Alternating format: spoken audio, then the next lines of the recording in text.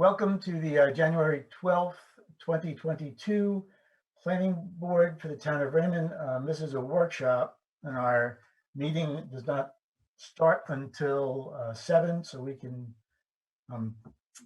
skip all that reading stuff in the beginning and get right into the ordinance review. And I guess, Alex, are you going to take that? Sure, I can at least start us off Right. if you'd like. Does everyone have the PDF? I do. Yes. Okay. Yeah. So, and I can leave this up and kind of, have it there as reference as we go through, but it would be hard for someone to read it off of this, I think, as we're going through it. But so the first one on the list is probably not a great one to start with because it's kind of a complicated one, but basically, this has come from the Zoning Board of Appeals. They have had a couple of situations come up in the last year where they've struggled reviewing variance applications because our ordinance actually allows for a variance and it allows for a setback reduction, which according to the town attorney, that is totally fine. However, it kind of conflicts with state law somewhat, but there really isn't a whole lot of substantial case law to say that we can't do it.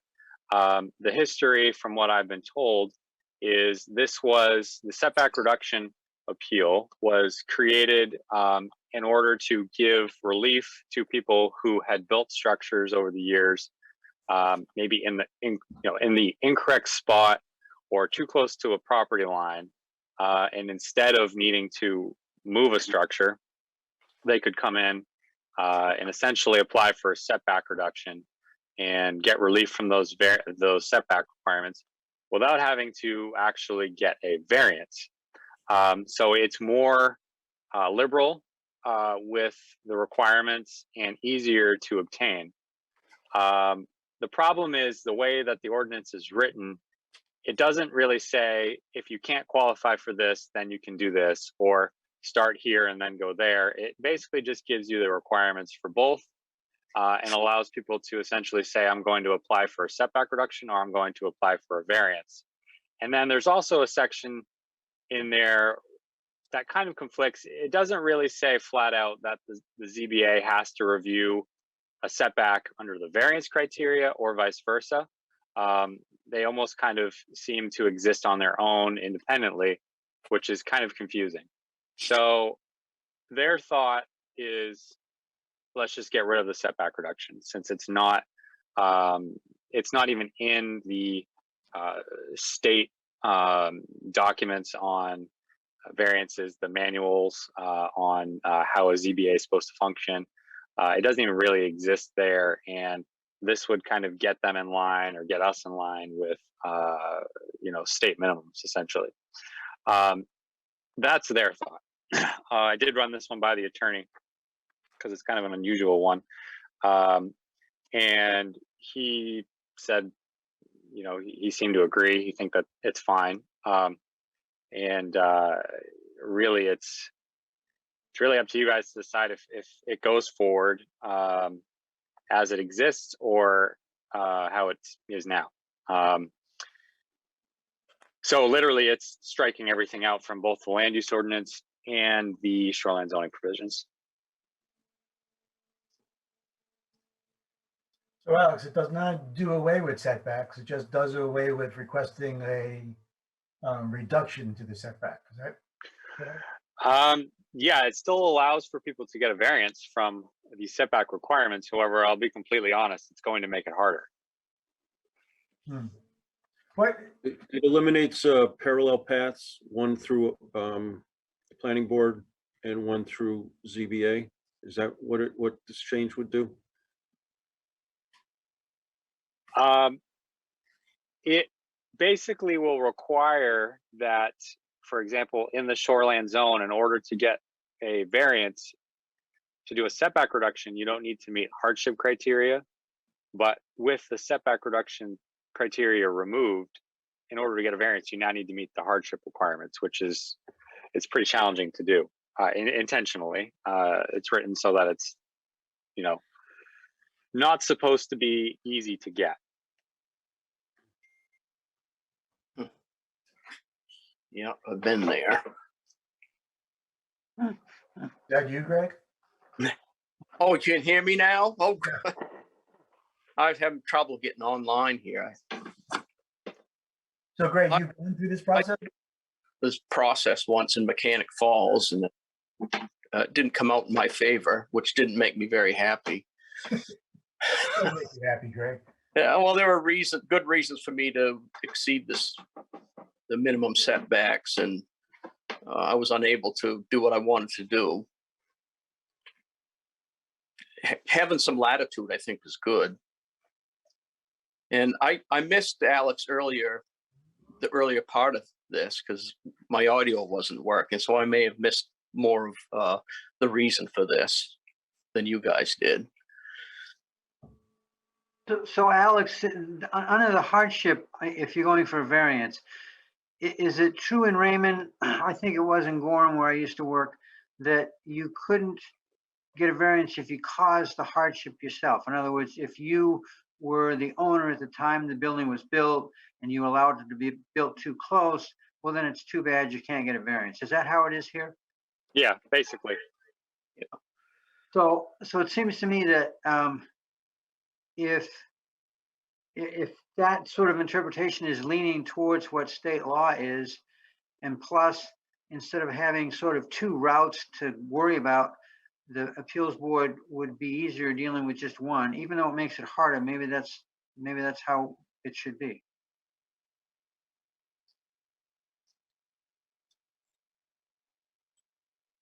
Have there been a lot of these issues coming up, Alex? Yeah, we've dealt with a few in the past year. We've got one that the ZBA will be hearing in a couple of weeks that is a vacant lot in the shoreland zone. It's a very small lot.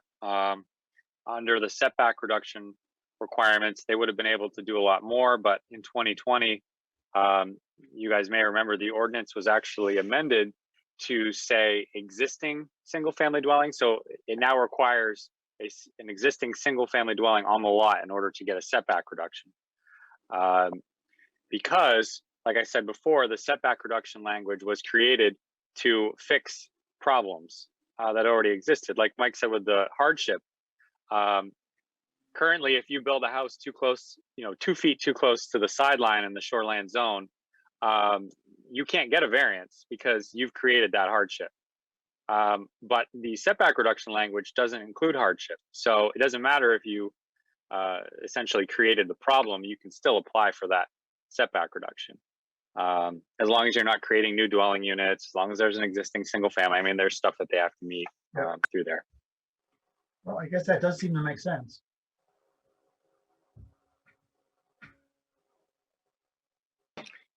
Anyone else?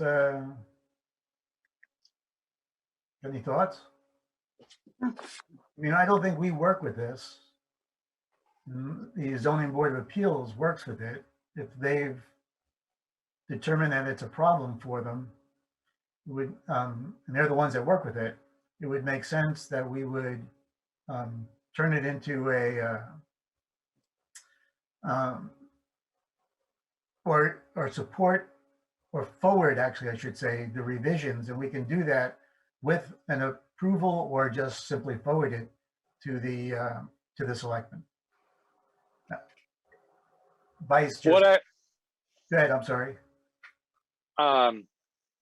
What I think probably would happen with this one, if you guys are kind of in agreement, I can send this red line document off to the town attorney and basically get kind of a final blessing from him. And it would still go under, it would still be something that has to be included in the public hearing when you guys do a public hearing on all these changes. And then go to the select board. I guess if it comes down to the recommendation, I think, is that where you're getting to, making a recommendation or not? Yeah. You can possibly leave it off and not recommend either way. personally, like I can understand the struggle, because if you ask me which route to take, I don't even know. I mean, I think it does make it harder for people to do stuff. So, I mean, I guess I don't really like that, but at the same time, like you said, the ZBA is the only one that really has to deal with this language. So, I think it's fair for you guys to not need to make a recommendation and kind of leave it at that, I guess. I was leaning And that's towards, down the road. We can, you know, we're a number of steps away from that. But I think sending it off to the town attorney and seeing if we to turn it into an ordinance revision probably makes sense. yeah, my suggestion was gonna be, Bob, is let's get the opinion of the attorney, and then if the attorney comes back, makes any revisions or Yeah. supports it, then you, the board, the planning board can forward it with the endorsement of the town's attorney or something to that effect. Yeah, exactly. Sounds good.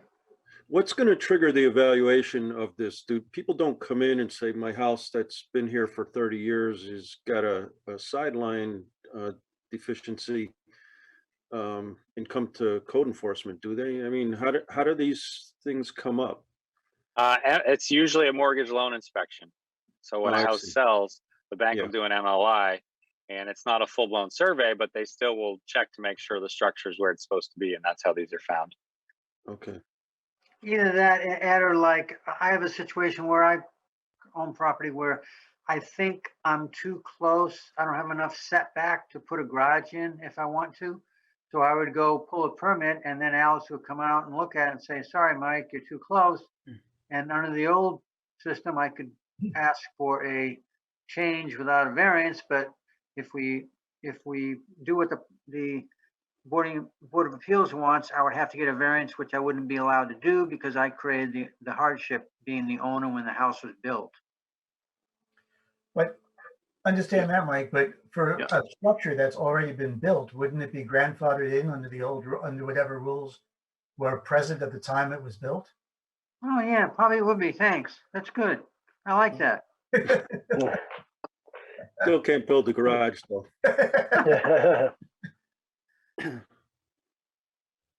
Well, what are the minimum setbacks? Like we have 30 feet in the front, 20 in the side, and 20 in the rear. Well, let's see, what district is that? Rural residential. Are those our standards, or are they a minimum standard set by the state? No, those are set by the town. If we went by the state minimums, would they be the ones, the 15 in the front, 10 in the side, and the 15 in the rear? That is a good question. I'm not sure what the state would have. To be honest, I don't know that. I think that's what they are, but I'm not sure. I don't like to confuse myself with setback numbers because there's so many to remember already. Yeah. It seems reasonable to grant this kind of variance, I don't know if that's the right word, to people who are, you know, just trying to sell the property to another landowner. Yet I don't agree with having it so people can build a porch or a garage that would violate the setback requirements. I think if it's just for a mortgage survey, then I'd be in favor of, granting that kind of a variance. What else are you gonna do? Tear the house down? It's been done.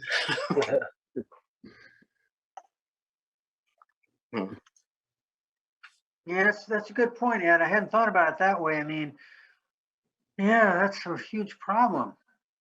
And I don't recall in Gorham that ever coming up, how it was resolved. Then the other flip side of this, you get into situations too, where I'm sure Alex sees, is that people do add decks and porches on without getting a permit. Then they come back after the fact and try to slip this in. So it kind of can go both ways, so. Yeah, I don't have any sympathy for those guys, but No, you don't, but I mean, if somebody's selling a house, I can see, they could get trapped there. and I Yeah. guess that's the question, is under the variance, would that be, I can see what this one might be able to go through as a variance because that's a condition that wasn't created by the owner. Yeah. Because that's usually the one in the whole hardship that is nearly impossible to get your hands around, because every situation you can almost argue is done by the owner. Yeah. No, it seems like maybe the attorney. You guys just should- want to vest this through the town's attorney and see what the Yeah. feedback is before we. Yeah, I think that's the best way to go. Yep. Sounds good to me. Sounds good to me too. Okay. Done. Jim, I'm gonna let you take this one. This one is in response to solar energy systems. Alex, if you can just kind of scroll that up a little bit. Thank you. You can see we have a purpose here, which is, obviously we're being driven now by green energy, state subsidies, federal subsidies, which are pushing for these solar systems. So we've had a couple come through the town. Actually, you've seen one, Alex, and I've kind of seen one because it actually happened in Wyndham, but the entrance was in Raymond. So this is trying to get some standards in place as to how we would review these. And we gave exceptions to those that are used for private use, private energy systems like single-family homeowners, or even a business if they wanted to put something on their roof or a ground-mounted system where it's for their own private consumption. But if they're doing it for commercial purposes, then this ordinance would apply.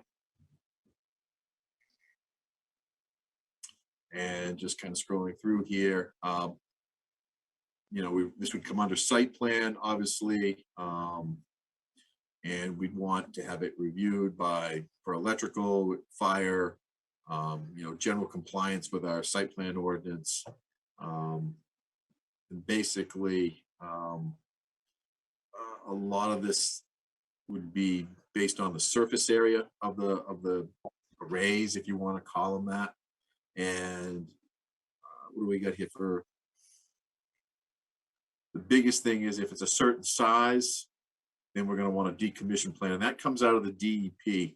It's not nothing that we're kind of creating here. The DEP kind of had reviews a lot of these because they get into a size where they're required to get a DEP site location or stormwater permit, depending on the impact of the land. But all of them are starting to require now a decommissioning. And I think Alex circled the section there that applies to that, which is, we saw it on the one we did up off Dan's Drive, where there has to be a bond set in place that is for the decommissioning, which is basically the taking away of the panels and any equipment and return back to its original ground state, which would be earth and plants. I don't think it includes any planting. It really just implies removing the equipment and just letting nature take it back.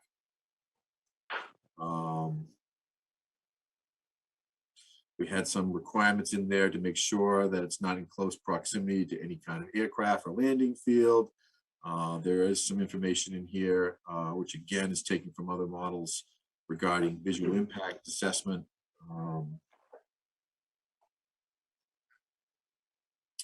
It's just not visible from public viewpoints. And I think, the one that we had actually went through this, pretty much followed this model ordinance.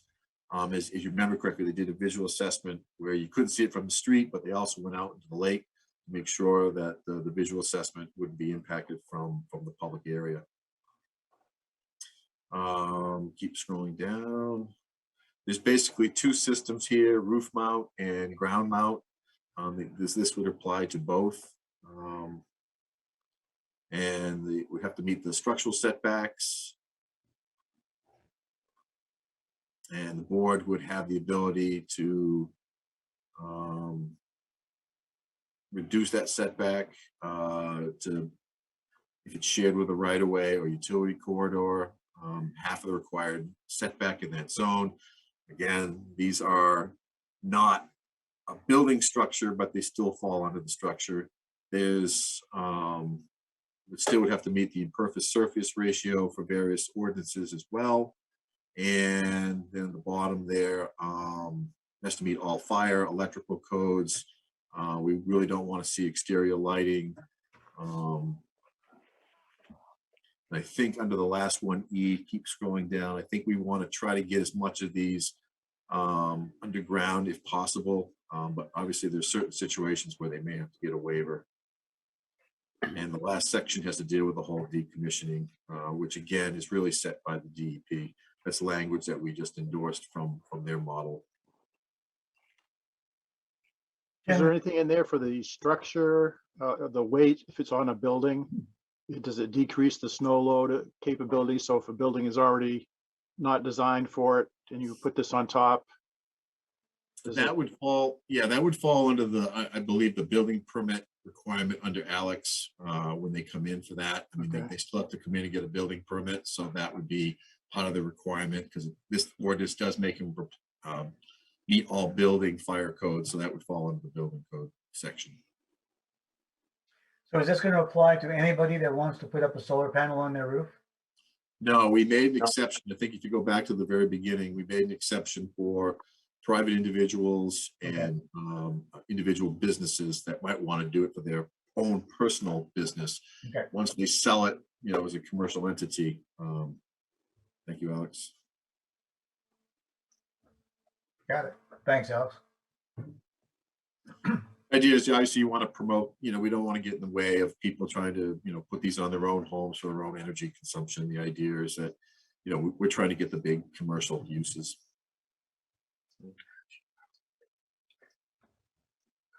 Jim, I have a question. Yes, sir. On where we're, yes, that's me. Where we're not addressing the individual solar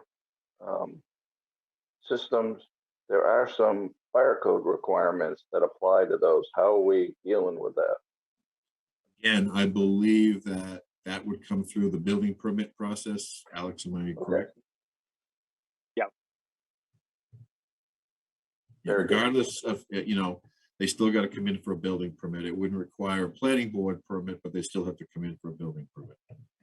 Okay. Do we actually have that stated in our ordinances somewhere that if you're putting on panels on a roof, you have to get, I mean, maybe electrical permit, but is there anything that states, you know, how these things have to be designed or put in place? I didn't do that for, I mean, the commercial ones, obviously, they go through the whole process. And again, we state that you have to apply for all codes. Under the ones for exceptions, we didn't, we just accept, you know, made the exception for them. So I don't know, Alex, how do we handle that now with various building apparatus and things like that? Does the Uniform Building so- Code have anything like, state anything like that? No, that's a good question. It probably would. Right now, we treat it as a structure, and typically all of the solar companies are really good about submitting a spec sheet that shows all the information on if it's specifically if it's roof mounted, they'll show that. We have required someone to submit something from an engineer to confirm that a structure was capable of supporting the additional load. And then obviously if it's a ground mounted system, then we simply just refer to it, we just call it a structure and has to meet setbacks and stuff like that. I mean, I don't know if we can add a phrase or something in there that states that all, you know, again, solar panels or solar energy systems, regardless of use or operation, will require a building permit from the town. That's probably a good idea, I would think. Mhm. Because it's not just, you know, electrical energy, people putting on, you know, heat, you know, piping up on their roof to gather, you know, solar heat. Right, good point. No, we can add a sentence to the purpose or to the very beginning of this where we state about the exceptions. We can add something that regardless, you know, all systems must require a building permit meeting all codes of the town of Raymond. Does the town of Raymond have codes for solar powered? The, For in the we- fire code, Yeah, fire, building, electrical. yeah. In there.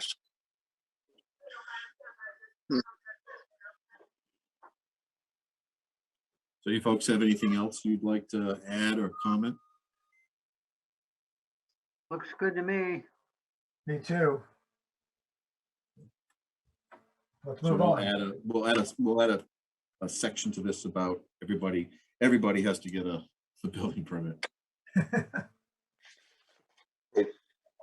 Just one thing, Jim, I noticed some of the language talked about the fire chief, probably should be fire chief or his designee. Yeah.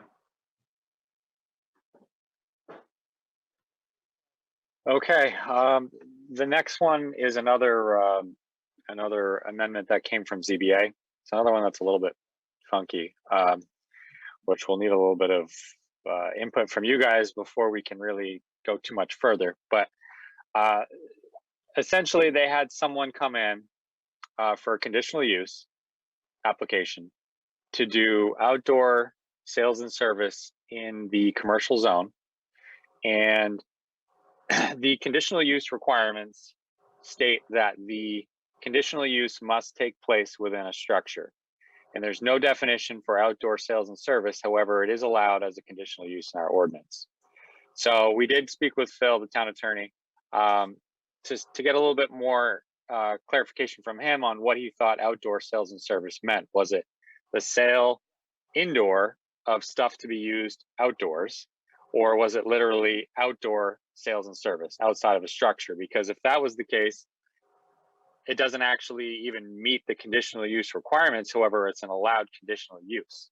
So it was kind of a dog chasing the tail kind of thing. So they asked if we could first create a definition for outdoor sales and service, and then possibly also include it in the conditional use standards, which you have here as an Article 9 minimum standards conditional uses, that outdoor sales and service may take place outside of a structure as long as it still meets all the other requirements. Because you can see here all aspects, number 3, all aspects of the conditional use will be carried on within the structure. And that's kind of the hang up that they hit. So there's really 2 options. And the first one would still require the use be carried on within a structure. And the second would allow it outside and also update the conditional use section.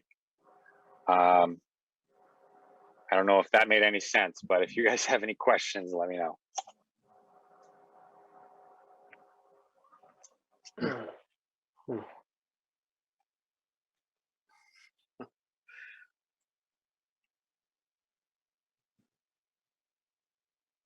So Does Alex, an can I option ask, 2, I'm sorry, does an option 2 already exist? I mean, we have plenty of boat sales places with, stock stored outside. Yeah, and the applicant for this conditional use is actually one of the marinas.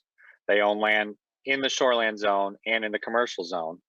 And technically, boat storage is considered a marina use in the shoreland zone. However, there's no use in the commercial zone that allows them to store boats. So they came in as a conditional use for outdoor sales and service because boat storage and the marina use is outdoor sales and service, but there's no definition for it. So if they want to continue that marina use in the commercial zone, then they needed that approval, which they did get. And you're right, they exist everywhere currently. So under that thinking, option 2 probably is the better option because it allows the already existing uses to kind of be more compliant, and they're in compliance with the ordinance, and kind of corrects the issue, which is already in the ordinance. Outdoor sales and service is an allowed conditional use. But if it literally is the sale of stuff outside, then it doesn't even meet the conditional use requirements. So it's a little bizarre. Yeah, option 1 is a pretty tough one to meet. I mean, you have to keep everything inside a building to work under that. Alex, under the outdoor sales and service, is there a required setback for the storage of the goods being sold? I don't know off the top of my head. It would have to meet the regular setbacks of the zone. Commercial zone, there isn't really setbacks. You can't. There are some setbacks for I believe storage of items, but I'd have to look. I'm not sure off the top of my head. I'm confusing Casco and Raymond. I know Casco you can't, but I think the commercial district in Raymond it's pretty wide open. Yeah, the reason I was saying that is obviously you go by some other locations and you see vehicles that are almost in the street or boats that are projecting out. And it's a safety thing as well as a matter of visual impact. So I just kind of wanted to see how we handle that now. Yeah, and of course, something like this, outdoor sales and service would still need to meet the conditional use requirements, would still need to go through ZBA, and would still also need site plan approval.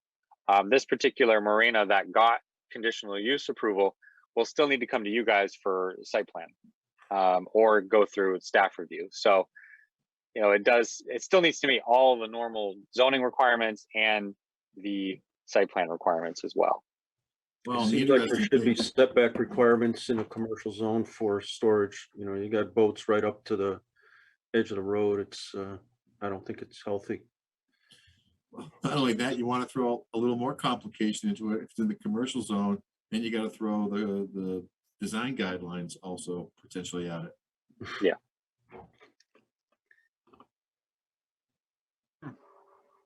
I don't think there are any setbacks in the commercial zone.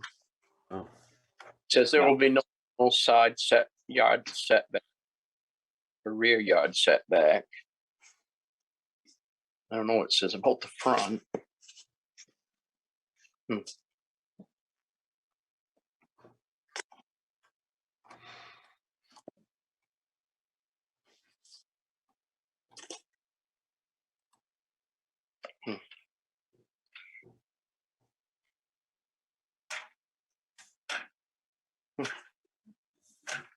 So are you looking, Alex, are you looking for us to tell you to proceed with option 1 or option 2?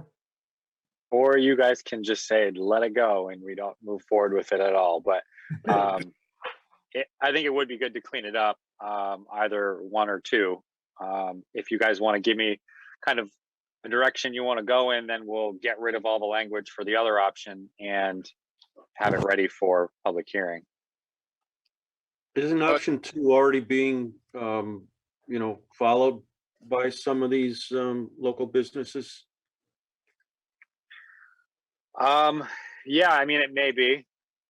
It may not be that they did it legally. That I don't Yeah, know. That's what I mean. I mean, they're doing it de facto, doing this, following option 2, but I think it would change things quite a bit for them if we restricted it to option 1. Yeah. Yeah, I have to agree. I think option 1 doesn't make any sense. I mean, a lot of these or the few marinas we have, all of a sudden they got to put all their boats inside or something. That doesn't make sense. So I'm okay with option 2. So am I. Yeah, I like option 2 also. Yeah, I agree.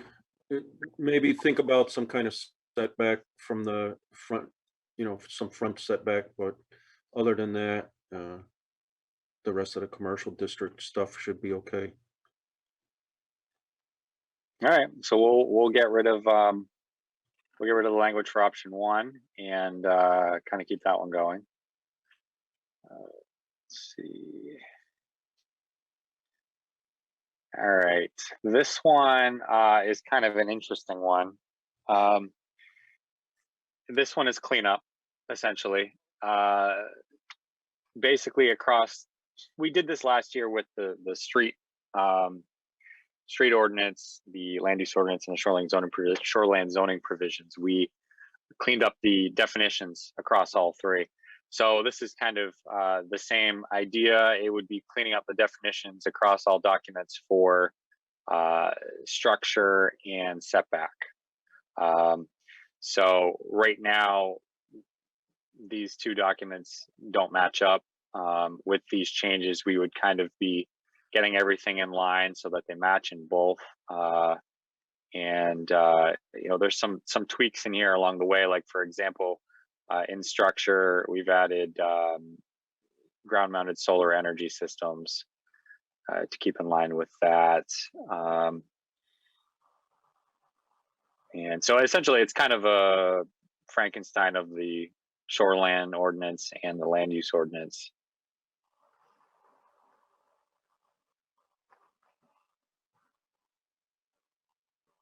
So it's basically trying to make sure the language is the same wherever it appears throughout our ordinances, right?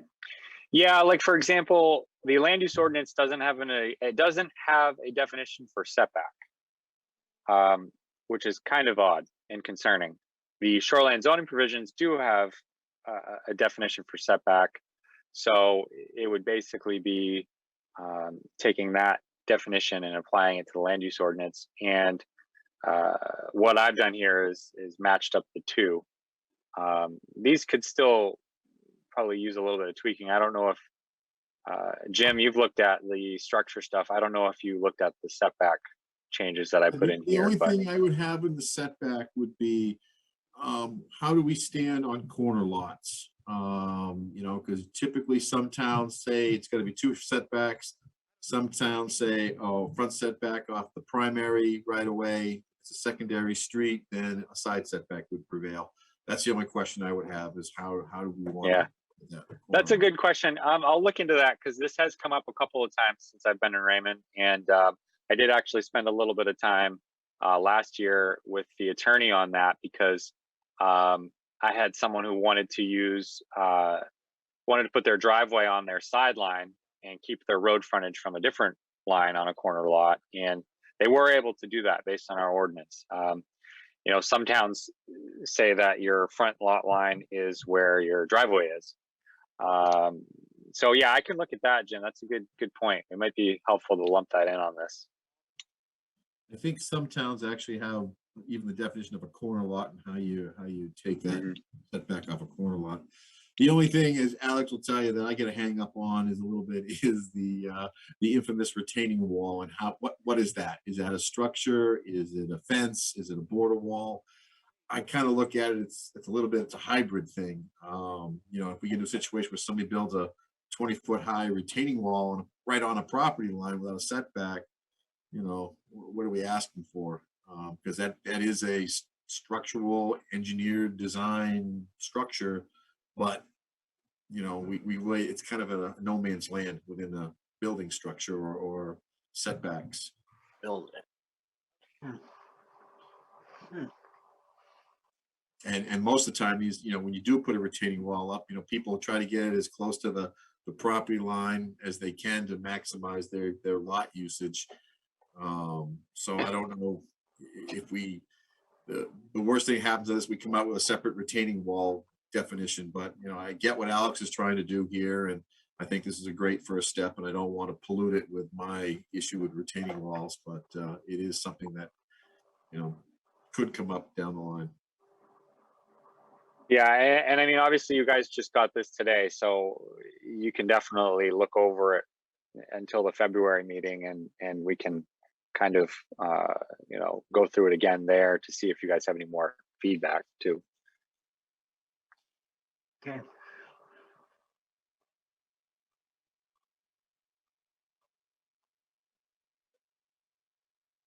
I think a good point about the retaining wall, you don't really want to have that encumbered by setbacks. You kind of want it right at your property line.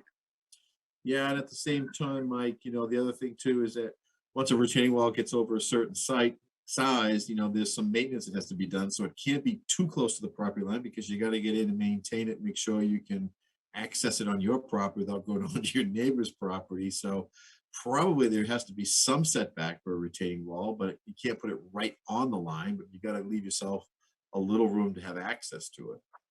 Yeah, that's a toughie. I know in Gorham, they used to say, but they didn't have an ordinance for it, but they used to say, if you're going to build a fence, you've got to allow exactly what you said, Jim, to be able to get on your property on both sides and deal with it. but there was no ordinance for it. It never became a problem that I knew of, but it was potentially a problem. Yeah, and I don't know if Alex runs into it at all. I mean, I could just see where probably more in the shoreland zone is probably where we see it more often. And, you know, they're in the shoreland provisions, there are some pretty tight regulations about retaining walls. So maybe it's not a So- big issue outside of shoreline. How do we deal with the rock walls that are existing or on property lines that actually define the property lines?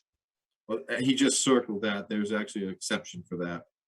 Yeah, it's considered a boundary wall, so it doesn't, it's like a fence. It doesn't need to meet setbacks. So does that mean that's for existing ones, or if you were to build one? Either. Wouldn't be any different, just like a Wouldn't- fence. If it's just a boundary wall, it just needs to be on your property is what we tell people. But it is considered an exempt structure, so it doesn't require a permit, doesn't need to meet setbacks. And where I was going, Kevin, was basically, I think anything up to 4 feet is fine on the property line. I think once you exceed 4 feet, we really get into more engineering of these walls once they exceed 4 feet. So again, if we go down that path, that might be one of the limiting factors.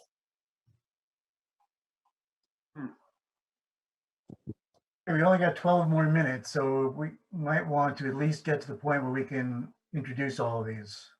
And then we,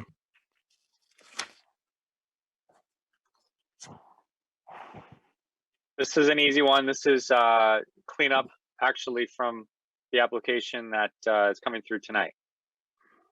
We discovered that there's a little bit of a issue with this one. It says, I believe, 24 or less, and then more than 25 or something like that. So it actually leaves out 25 Right. by the way it's written. So this is just a cleanup for that one. okay. Good catch. All right, so this would be an update to the entire Article 4 and Section 14, which is the allowed uses. So this one's kind of important. It would decide where you guys want to allow solar energy systems and outdoor storage, which we haven't gotten to yet. Right now, I have them added in, both of them added in every zone, just so that we could remove what you guys don't want. At least it's all in. So that's one that you guys, I mean, we can talk about that at the next meeting if you want, once you've had a chance to kind of digest all of this stuff. And we can figure out where that stuff's going to be allowed. One of the things that Jim and I talked about earlier today with solar, I think originally we had talked about not allowing solar energy systems in the shoreland zone, but you know, like some of the larger summer camps on the Cape, like kids camps do have, actually a couple of them already have solar systems. And I could see that being something that maybe they want to do more of. So I did put it on here as an allowed use through site plan. But if that's something you guys want to take off, if you don't feel as though it's an appropriate use in the shoreline zone, we can always do that as well. Yeah.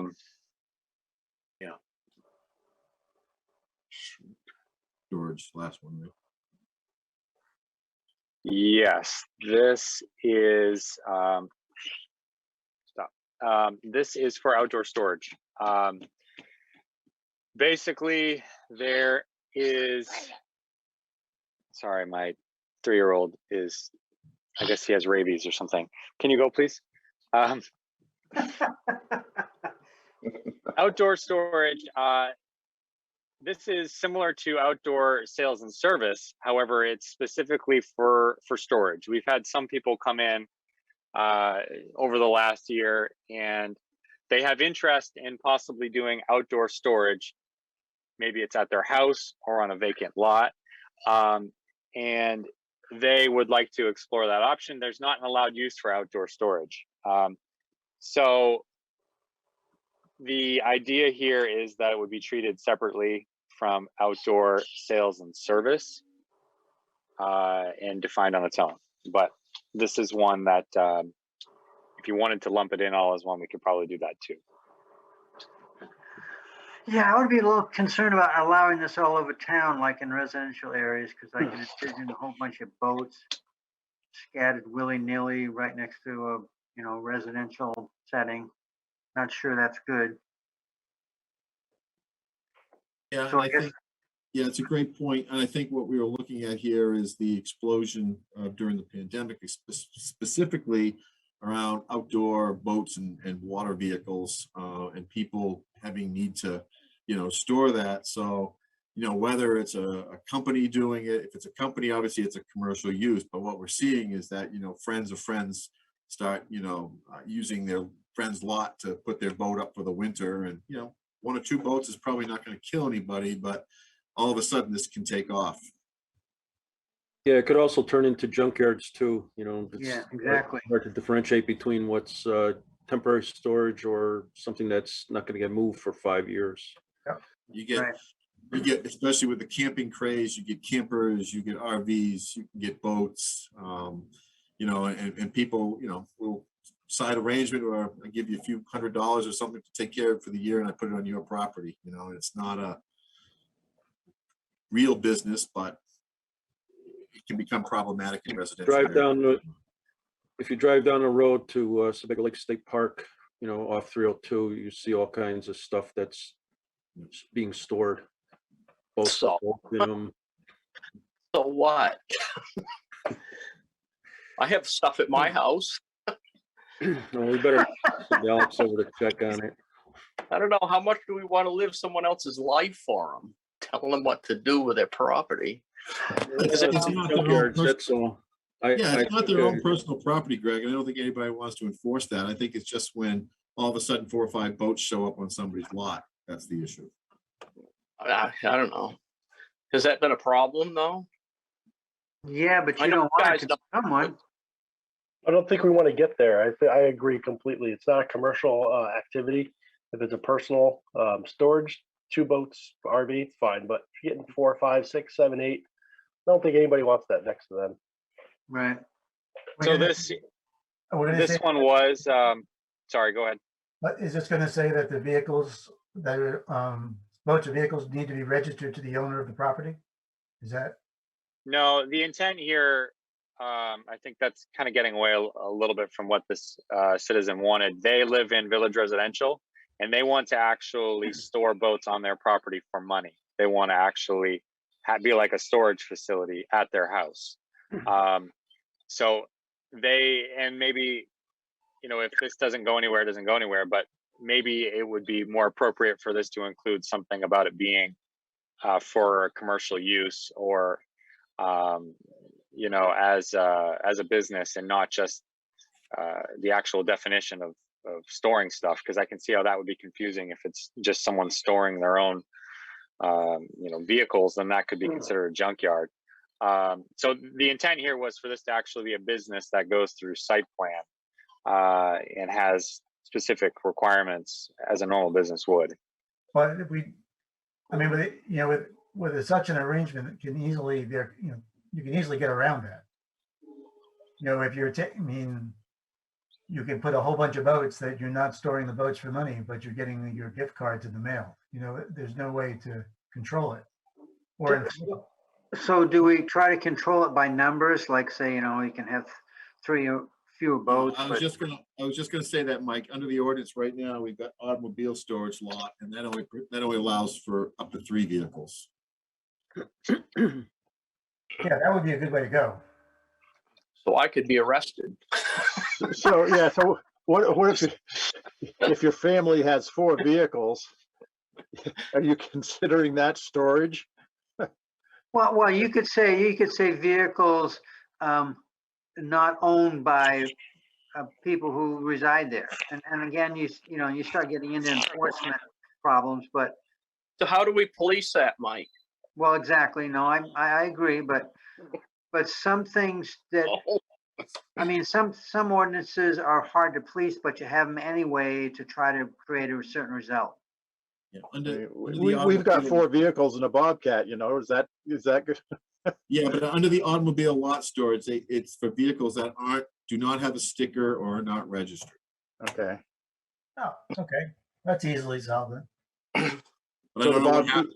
Boats are a different beast, Mhm. So a person has a Bobcat and a tractor and a couple other things. Is that an issue or? They're registered, I don't think it is. Well, you don't register those. Oh, true. Tractor you wouldn't, right?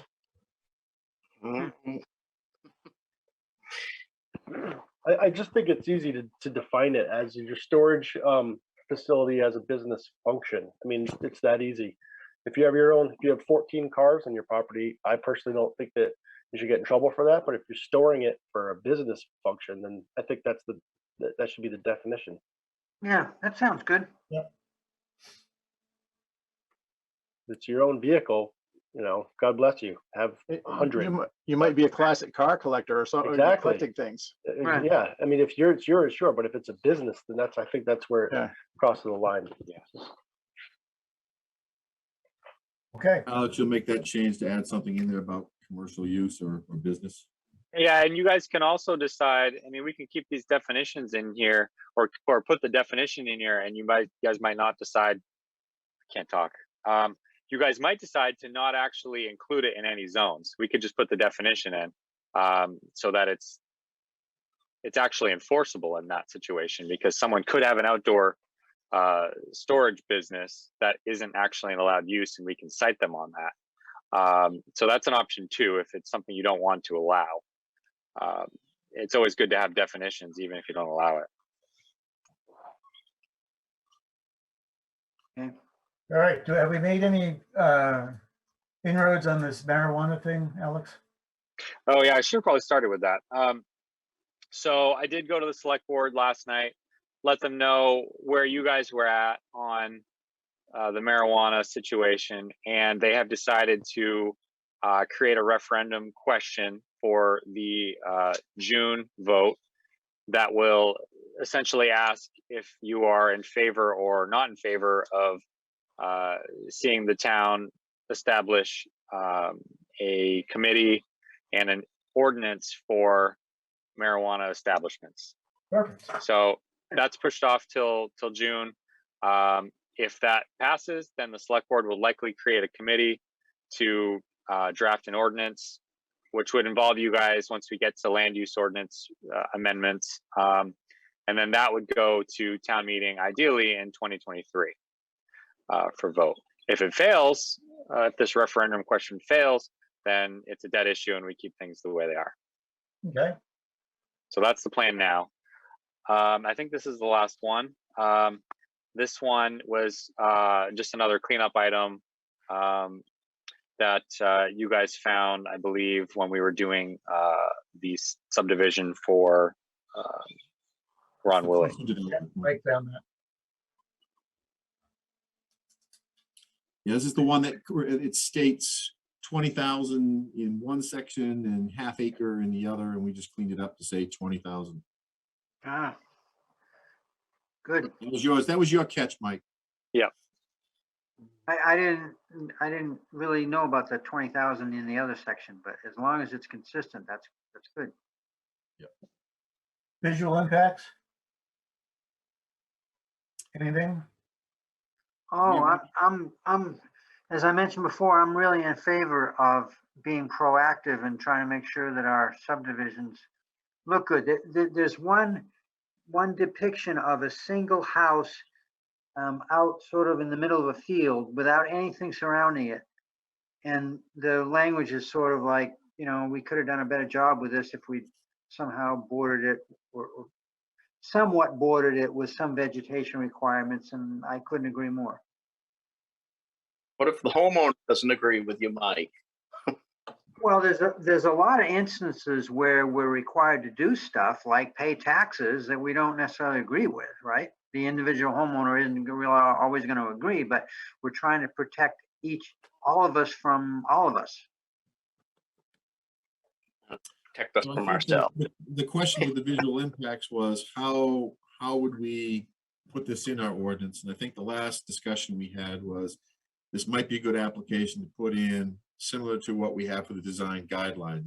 It's a tool that we can go to say this is how ideally we would like to be done, but I don't know if it would have the same teeth as if you wrote an ordinance. So, and I guess the idea is that if you write an ordinance and you feel like you're boxing everybody in, and if you have a guideline, you can kind of work with them, and the board can have a little more latitude, I think is where and how guidelines came about.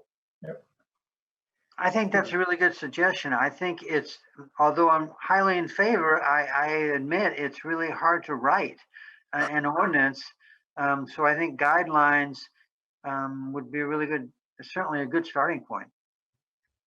I agree, but I think even if we write the ordinance, it's still not going to be something that we can follow to the letter. It's still going to be subjective. Right. Jim, do we officially accept those as a guidelines? How does that Yeah. work? I guess that's a question Alex and I have been having the last few days, and I think we just need to check in with the attorney to figure out what the process would be if we accept it as a guideline. Is that something the planning board can do? Or does this still have to go through the same action through select board to be enacted into the ordinance as a tool? That's something we're trying to get to at this point. So we haven't got an answer yet, but we thought about that as well. You know, well, way back when we did the sign or guidance, that I don't think ever went to, ever left the planning board, if I'm not mistaken. So we may want to, Before me. before your time, Jim. But what I'm thinking is we may want to look at that at the same time as we do this, if in fact it should go to the selectmen and to the town. Yeah. Again, if it's not an enforceable action, then I don't know why it would, but we want to just cover our butts to make sure we're doing this the right way. Yeah, okay. So just a quick on timeline, this is January. We've got to have the, March is our deadline, I believe, for public hearing. Yeah, ideally, we want to do our public hearing in March. So if you guys want to go through this, and if there's any others that you, I know we talked a little bit about apartments. If there's anything else, February would probably be our last workshop. And we would bring a completed document to the March meeting for public hearing. In that event, I just have one question, and that is can we have a workshop and potentially open it up for public comment? Because I'd just like to kind of get those out in front instead of just trying to get them in March and then trying to log jam everything in by April. If we do get comment back from the public at a public hearing, is there any way to get the public involved at a workshop? Yeah, there is. It's easy to do. So there's two things. I'm concerned that if we push this off now and give ourselves an hour in February, we're not going to have enough time to go through all this. Or if there's anything that we have questions on, you won't have time to get it to the lawyers, to get it turned into an ordinance, to get it into the March hearing. Does that make sense? Yeah, it sure does. I mean, this stuff takes time to think about. So can we schedule like a workshop at a different time than like an additional workshop? Yeah, that's what I'm kind of dancing around with. If we did another meeting, another Zoom meeting in 2 weeks or 3 weeks, we could advertise it, what the changes are. We could advertise it for public comment if they wanted to, and then put it into final draft. Is that,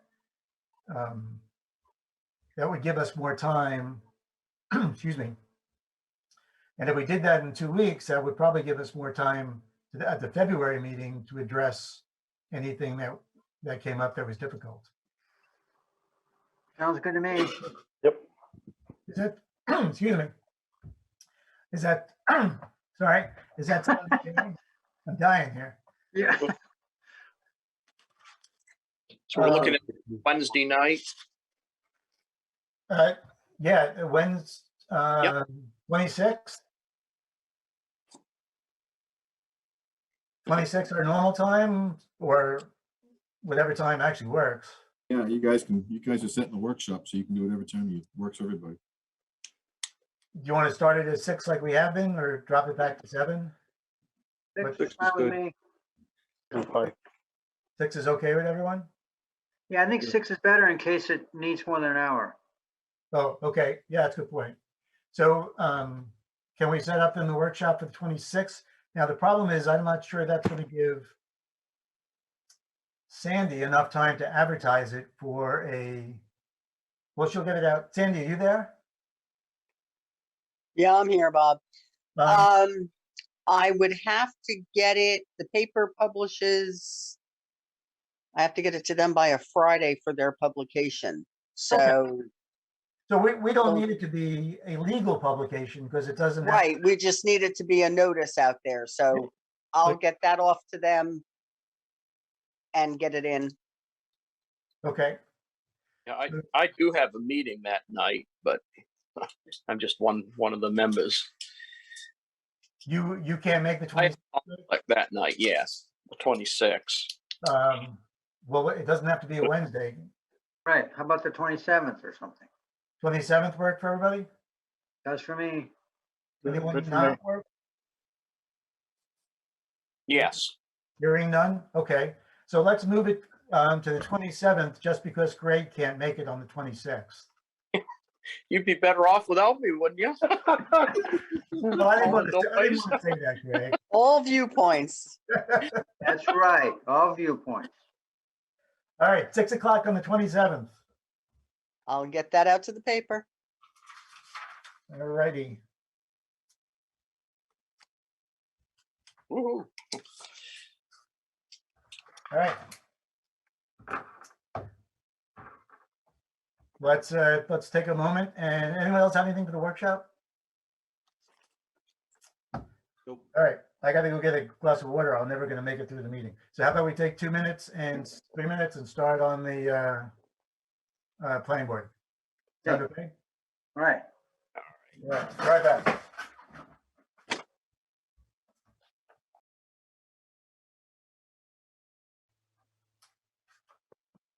Good evening and welcome to the January 12th, 2022 Planning Board meeting for the town of Raymond. The planning board will come to order. The board does have a quorum and we'll start with a roll call. So let's go, Robert O'Neill. Let's go across the top. Mark, Mike D'Angelo, Ed Kranich, Greg Foster. Kevin Woodbury, Miss mine, Mark Childs. this is a public proceeding unless the board specifically votes to go into executive session.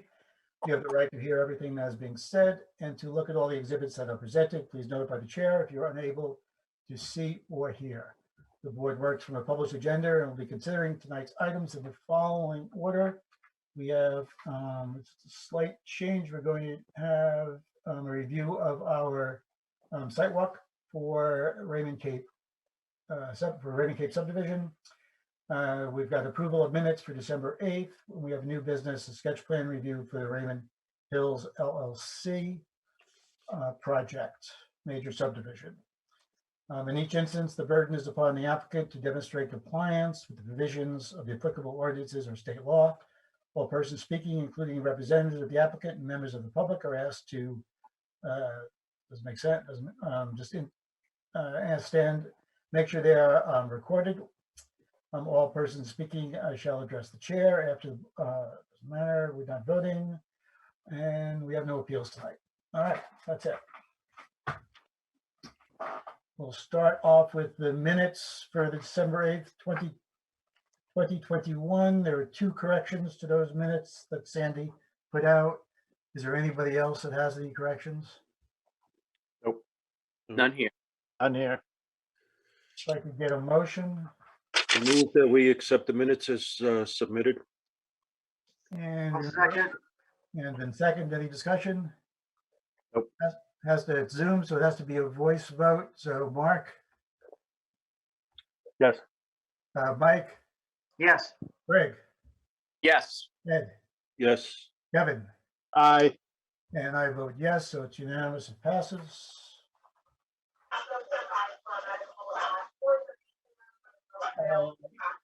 Next item of business is just for our completing of our site walk. I told Andy that we would get this into the record.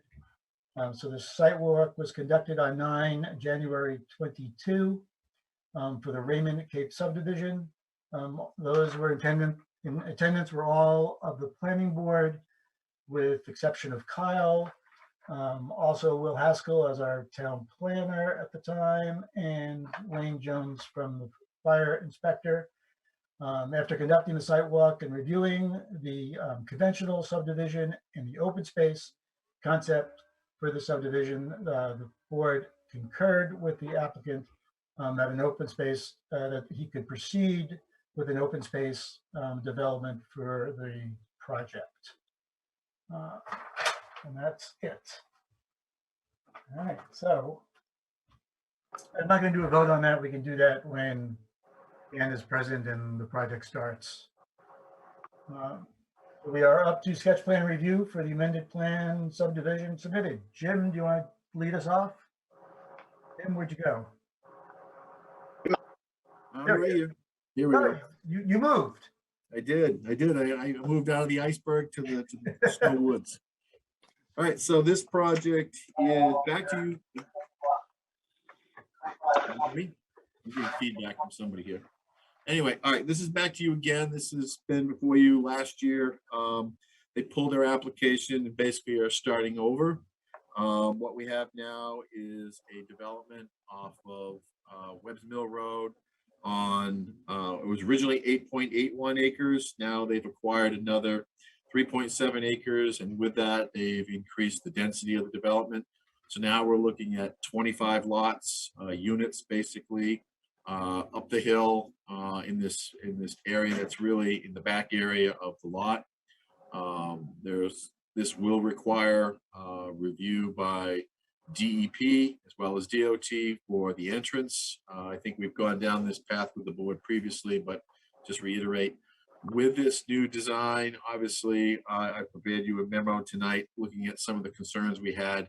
It's a lot of units, they're fairly tight, and a lot of the site work is also very tight.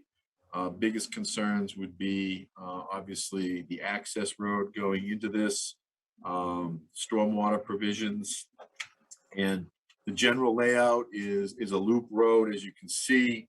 But one of the big questions that we had, and we did get a legal opinion on this, is if it's 25 units, dwelling units or more, under our ordinance, it requires a secondary access to another public or private road. So right now this is at 25. So under our ordinance, this would have to have a loop road. Currently, we don't have that. So the applicant will either have to figure out if they can get a loop road, or they'd have to drop this down to 24 units is the way that we've determined this through working with the town's attorney. So that's one big issue we'll have to kind of work through this evening or moving forward. Secondly, there are stormwater provisions. There's a pond that's proposed right behind the Boris lot, down about 600 feet in off of Webb's Mill Road. It's on a steep slope. Concerns that we have is, what are the conditions there? Is it going to require blasting? There's some deep cuts into that. If we get into blasting, obviously that's going to raise the concerns of some of the neighbors about vibrations, possibly wells and things like that. As far as septic goes, they have two locations selected. One is behind the units between the Goslin lot and those upper, I'll call them southern, I think it's southerly directed lots. I can't see the unit on that plan. Yeah, and then the other is down, right there's one unit, and then the other one's up and back, further up and back. But anyway, we'll let the applicant describe how that's all going to flow and work. And then the other question I had is right there about the top of the hill. When you first come in, they've got a dumpster location. The access road is around 9+%. I don't think that location is going to be ideal for a dumpster. The garbage truck will be on a steep slope, so we probably want to look at another location for that. This will, as I said, has to go through stormwater, through the DEP. There has been, my understanding is there has been an application filed with the DEP. We have not got into that yet, as we're still at sketch plan, but once we get through sketch plan, we'll take a look at that. And if there's anything in there that concerns the town, we can obviously address that to the DEP through the town. Typically, the board does defer to the DEP for the stormwater management review.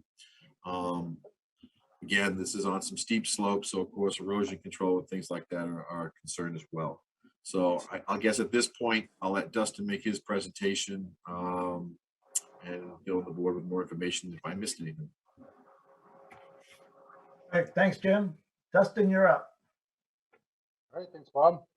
And thanks, Jim, for that introduction. I think kind of summarized well, what we've been working on to get to this point.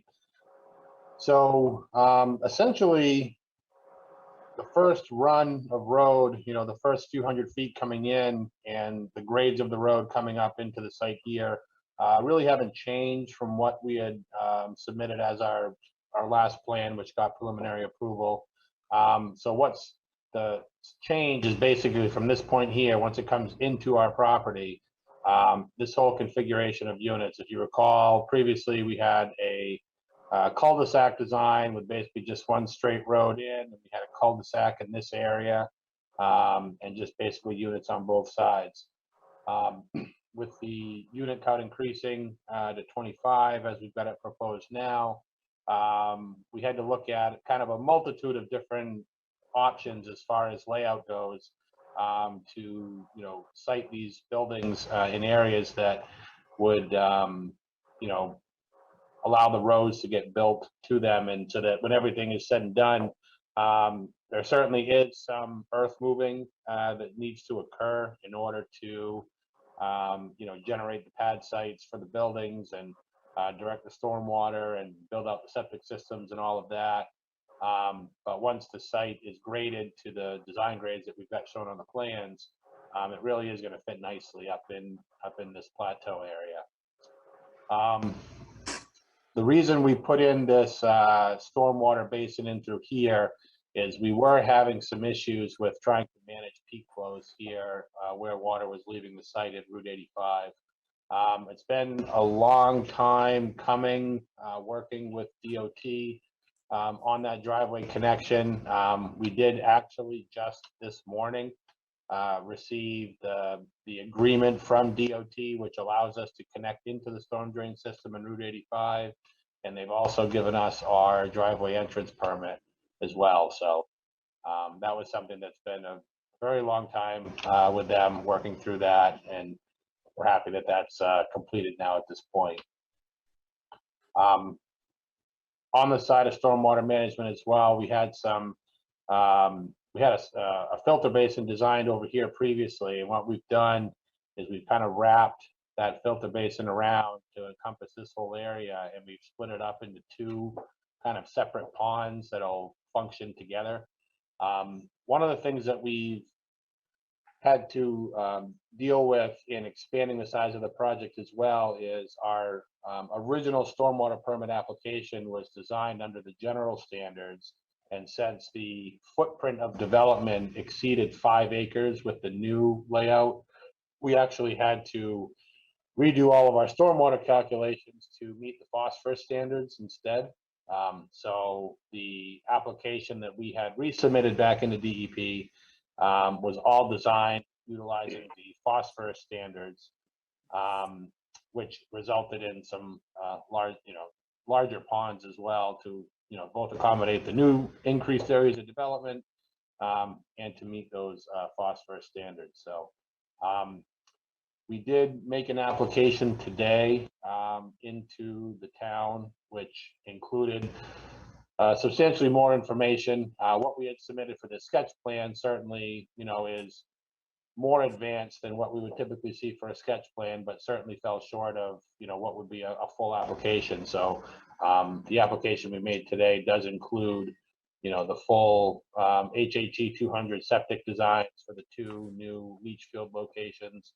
It includes the approval for the engineered septic system that was designed, the full stormwater report with the new phosphorus calculations, updated letters from Maine Historic Preservation Commission, Maine Department of Inland Fisheries and Wildlife, and Maine Natural Areas Program, where we submitted back to them indicating that the footprint of our project had expanded into some new lands. So they did updated research on their databases and provided us with updated letters. And we've been working extensively with the Water District as well. They provided us with some comments about a week and a half ago, which we addressed and sent back to them. So We are still waiting for them to give us the updated ability to serve letter, but as far as I know, we've addressed all the comments that they had to date on the project. We're not anticipating any additional ones.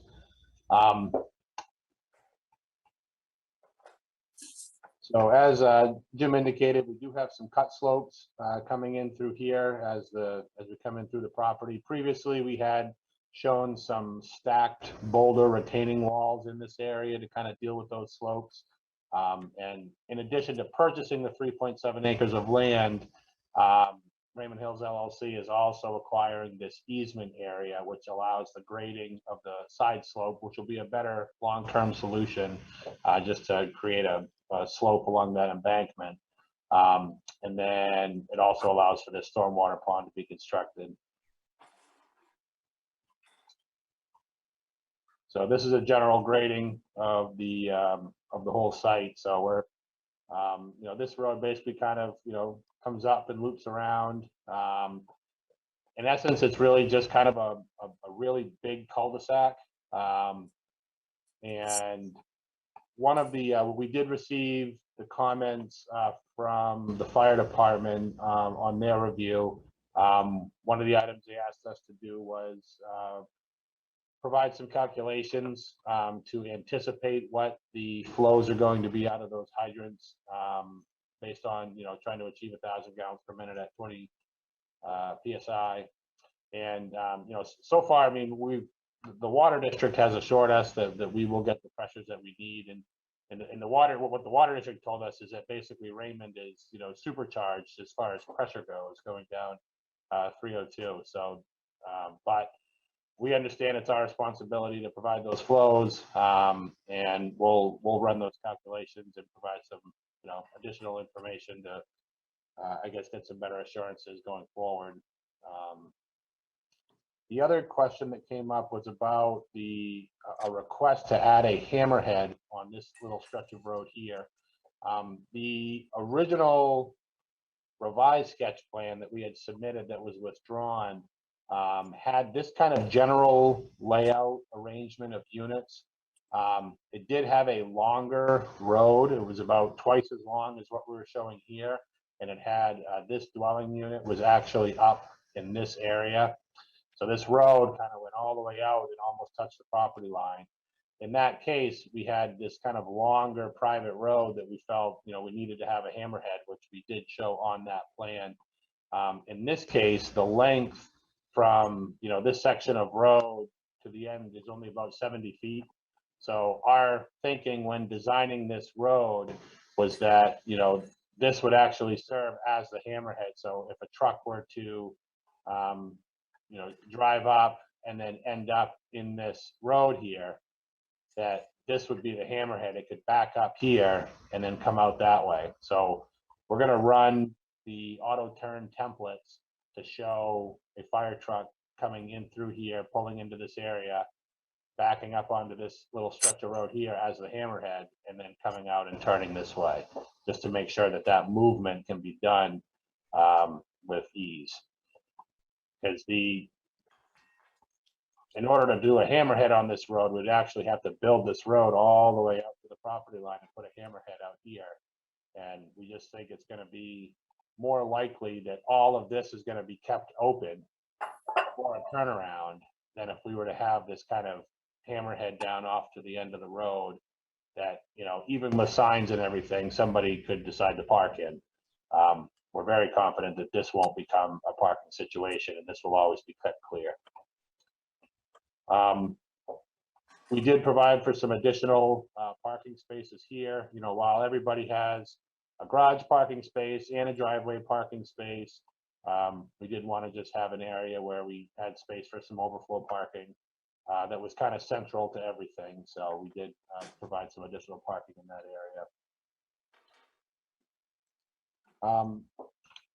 We've been receiving, there was a couple of letters that came in from the abutter, specifically their attorney that had been providing the letters in consultation with the owner. So Krista Kish, who is the owner of this property here, as well as this lot here, You know, she had made some requests, which we replied to. We did have a good conversation with her attorney yesterday.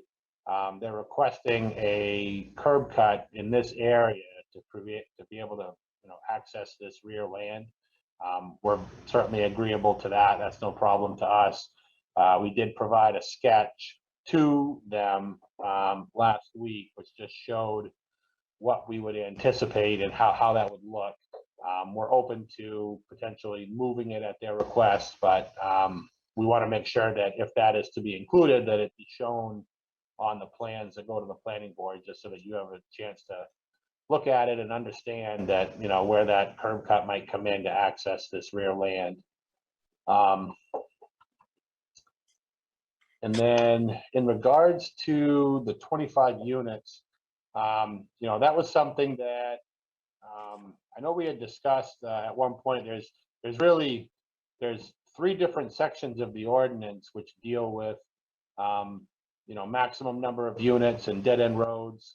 In the street ordinance, there's a section which talks about, you know, maximum daily trips with, you know, one road can serve up to 200 maximum daily trips for a project. And then in the subdivision ordinance, I'll just kind of put it up on the screen here. But I think this is the section that Jim was talking about.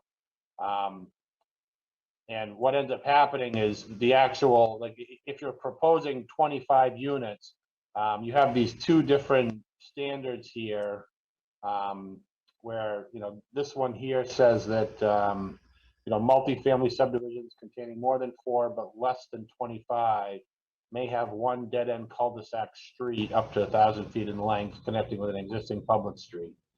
And then the second section talks about, you know, if you've got single-family subdivisions containing more than 25 dwelling units, then they should have, it requires the 2 street connections. So this deals with how long the road can be if you've got up to 25 units. And this one talks about the 2 street connections. So it's kind of tricky because it's, you know, it's really kind of one concept, but it's broken up into 2 or 3 different sections in the ordinance. So it's hard to tell what if they're actually trying to say different things, and one is clearly about length of a dead end road and the other one is clearly about number of connections. But that's what we took this to be, is that saying that less than 25 units was just saying that it had to deal with roads that were below 1,000 feet. So when we were looking at this, you know, this section in through here was what we were looking at as being essentially the road. And then, you know, the rest of this was basically a driveway, you know, going in and serving the project.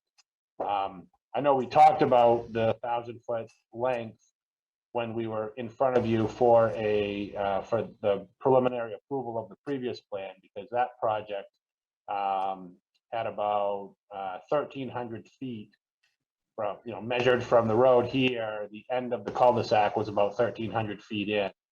And my recollection of our discussion with that one was, you know, based on the fact that we were running public water in through the site, and that, you know, hydrants would be installed throughout, and that it was essentially not a street coming into the project, but there was a portion of it that was a street.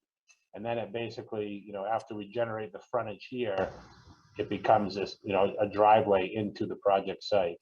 So I think we talked about it when we were in front of you previously for the last plan that got preliminary approval, but we certainly want to revisit that again to make sure it's not an issue. So, so I guess that would be the topic that, you know, we could talk about tonight, and, you know, we may, hopefully we can get to some sort of resolution, but if not, then we'll certainly work with Jim and the town's attorney on those interpretations so that we can present something to the board that can be approved, which, you know, may or may not include a waiver request. We'll just have to figure that part out.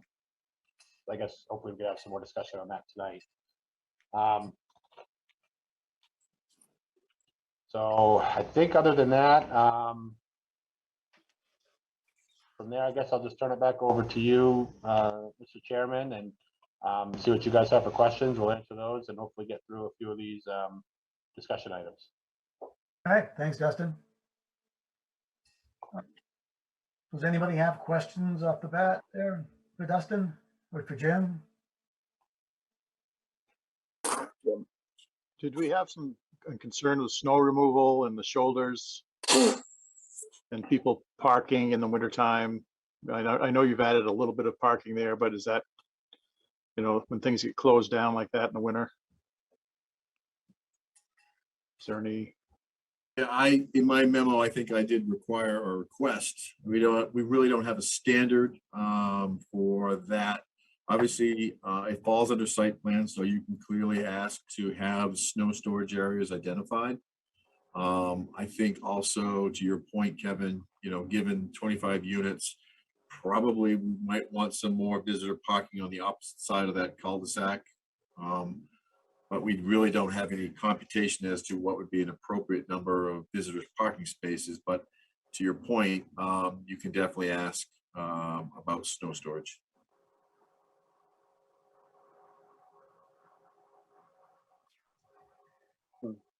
I have a question, I guess both for Jim and Dustin. If you're going to do a curb cut into a lot that will most likely at some point be developed, is that individual going to be part of the road association? And are they going to share in the costs of the road? Maintenance of the road? My understanding is that the main road itself would be under the owner of, Dustin, you can answer this as well. If these are going to be rental units, then it would be under the owner of the development would be responsible for the road.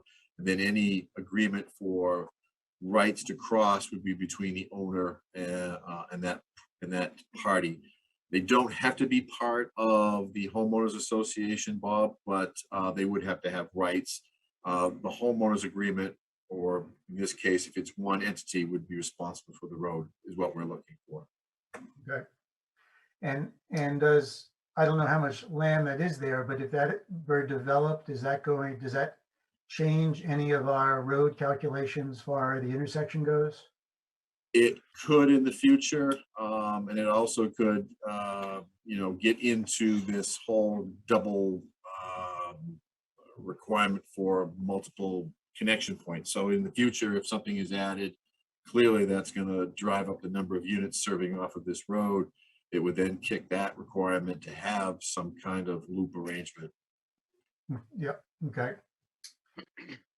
So that has to get worked into when we get to that stage, to our approval, that no additional. I think as we get, as Dustin said, we've got to kind of work, and Alex, if you're on here, I believe you did get some correspondence from the town's attorney on this one, because it's bizarre how it went up to 25 and 25 and above, but 25 number itself was kind of this magic no man's land. So that's when I caught it.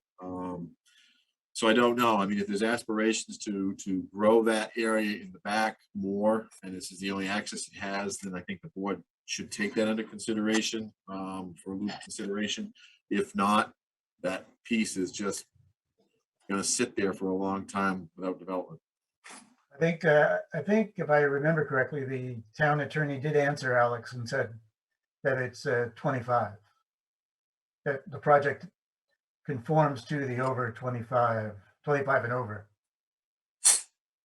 Yes, that's correct. That's what we got back from the attorney. It was 24 and under, and 25 and over is what he was feeling.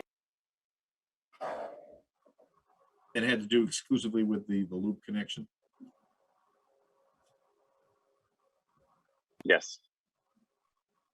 So if we, I guess both Jim and Alex, if we proceed with the plan as it's now presented, it would need a waiver for the loop road connection, and it would need a waiver for the road length.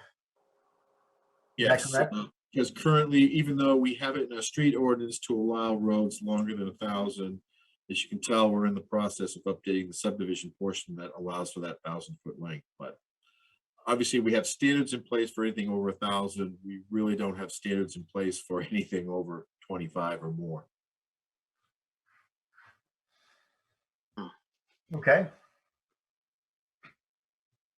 So, I mean, you can, I believe you can, the applicant can request the waiver. I just don't know, like I said, we don't have any precedents for anything over 25, not that I'm aware of, that we've done that in the past where we have granted a waiver for something greater than 25 units.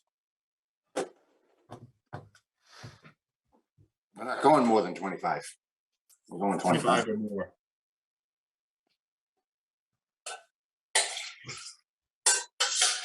I'm just reading the language as is. The town's attorneys interpreted that it's 25 or more.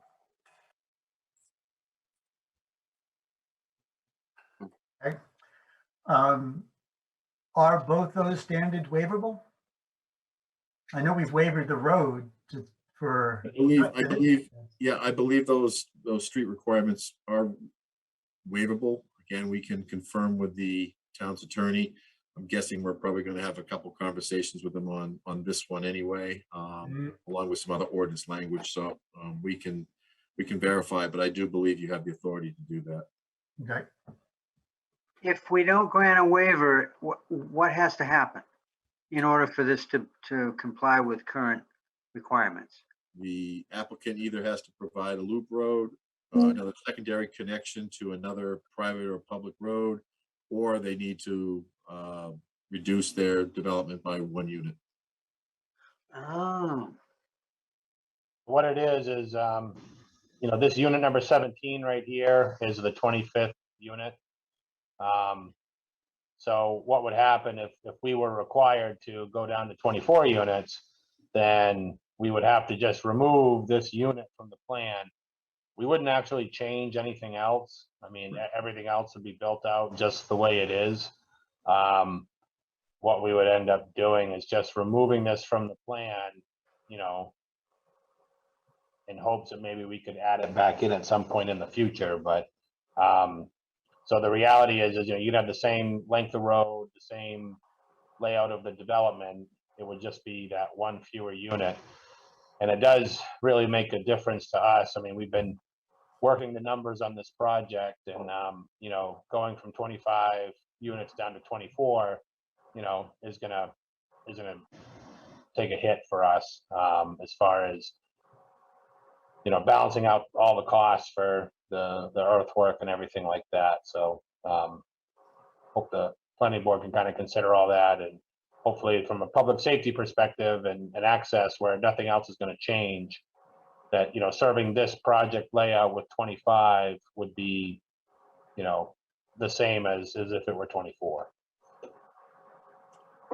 Justin, do you know that other one? I got two comments. One, I'm guessing the board's probably going to want some kind of right-of-way connectivity, even if it never happens, to the rear of the lot between units. I don't know what those units are there, where you kind of have that end, yeah, right there. And then the other question I have is, MB Bark obviously has frontage along this roadway.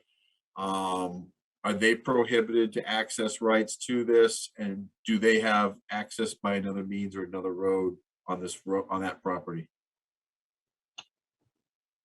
So who are you asking if they had access over it? MB Properties, the one that's where you have the stormwater pond. Obviously, they're going to have frontage on this roadway. Do they have rights to this? And if they don't, do they have access over another road on the edge or boundary of their property? So this remaining land of MB Properties is going to own the road. So basically, this property that we're developing just has a right of way to cross over this to get to the property. So what we're doing is we're building the road at our expense, but MB Properties, the owner of this land here, they're going to continue to own the road. So they have rights to be able to use it because it's not an exclusive easement that only goes to Raymond Hills. It's a right of way to be able to pass over the land. This property, the Kish property, actually has rights over that right of way as well. You know, and it basically goes all the way up to here. So this right of way provides access to this property as well as the Kish property, even though they have their own curb cut out here. So that's why we're accommodating a driveway area here, which, I mean, as far as I know, they just want that to be able to, you know, like if they're doing yard work and things in the backyard, that they'll have an access point that they can use that road to get in and out of the back part of their property. I'm not aware of any plans to actually develop that lot. I mean, that would be up to them, but they'd have to go through and look at the ordinances and figure out if they can do anything back there. We haven't looked at that at all. But as far as this, what we did is we laid this out so that, you know, we don't know if at some point in the future, you know, if this road would come out and curve and go into this lot, if it would go up the hill or what it would do. So it didn't seem appropriate to push a right of way out in any particular area, just because we don't know where it's going to go. And really the only rights granted over this project are just for the water main.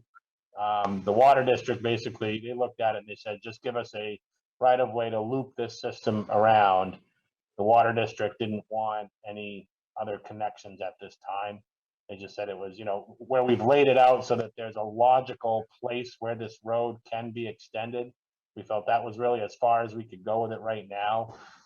Any sort of right of way would be pretty speculative, and we wouldn't want to imply that there's rights to kind of get to any other properties out here just because we don't know what anybody's intents are. We don't have any interest in any of those other lots.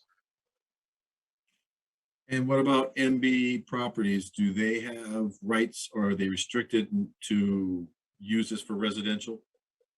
Nope, they've got full rights to use this road for anything a town road would be used for. And they will continue to own the road as well. So they can use it and it's going to be on their land. So would they, okay, two questions then.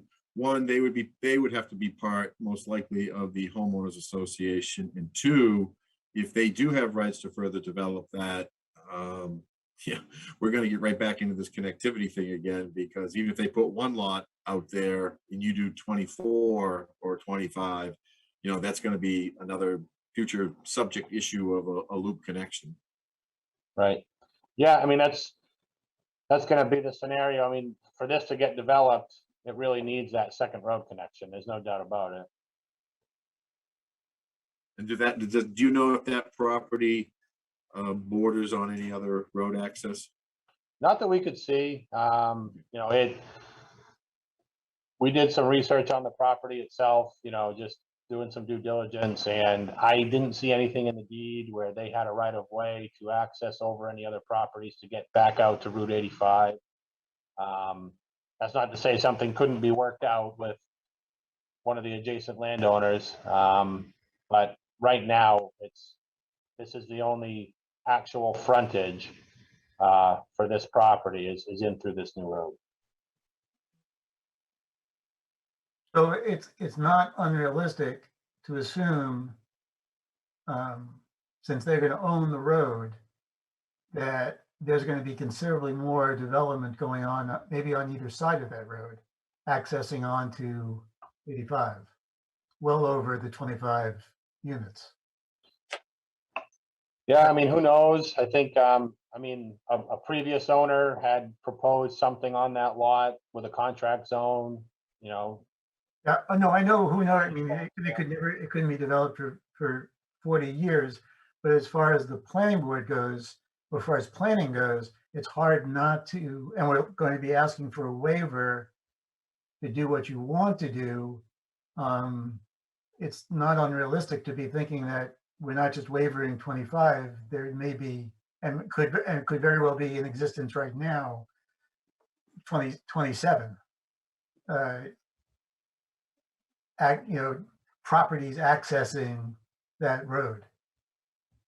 Well, is there Is there any way we could limit the waiver to just this particular development? Well, where they have a right of way easement over the other property, short of in some kind of deed restriction, which I'm sure that a butter is not going to want to do that. You know, we're kind of at the mercy of both sides here, playing to 25. Mhm.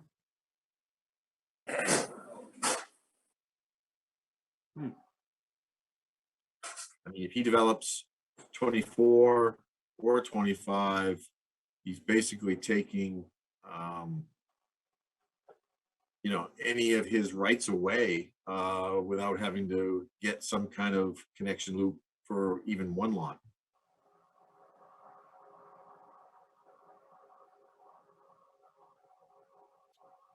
I mean, it's not uncommon for these back lots that don't have, you know, enough frontage on a public road to have to deal with these kind of hardships. You know, if they want to do some development on their land, you know, where it is a flag lot, it's backland, you know, they'll have to work through that process. Justin, the way you've got that, not to minimize their opportunity, but the way you've got it designed as well, I mean, that's an exceptionally steep section that's going to be on that side up against MB, right? So are they aware of the design practice you have for that lot? Yep. Yeah. I mean, when we did the purchase and sale for the 3.7 acre parcel and this, that PNS, that the exhibit that was included with the letter of intent included a layout of this road exactly as we're showing it. So it was essentially this plan. Yeah, but did it include the grading impacts that you'd be imposing on the project? I mean, you're giving them you have it. I guess the question is, you have an easement, right, over that. Do you have it over the entire frontage or just It's just in through here. So we have a stormwater easement to be able to build a pond in this area and to do all the grading in the back. So what amounts to all the frontage for this road is all easement. and the section between the stormwater easement and your property line where there's a right of way, you have rights to grade within that to what you need? Correct. Yep. Yeah. I mean, we can grade within here for the road, but the way the easement's currently written, I mean, we had no rights to alter the land outside of that 50-foot wide right of way. So we had to get more easement to be able to grade in all of this back slope in through here. So that's what we were getting in this area. Oh. So now all of our land disturbance, you can see the tree line here.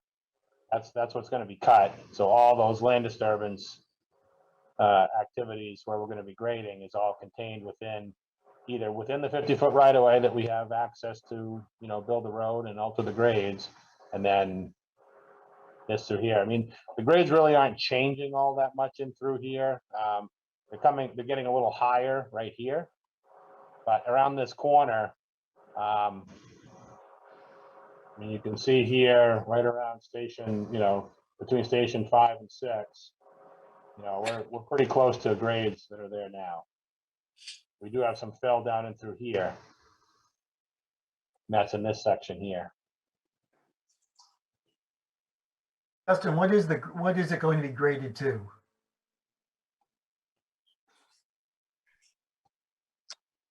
Yeah, so we've got a little over 9% for that stretch going up the hill now. No, not the road, the area that the embankment.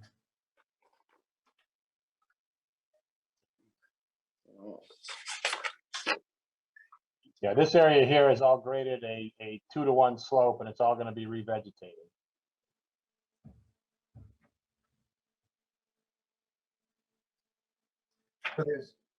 So that's a.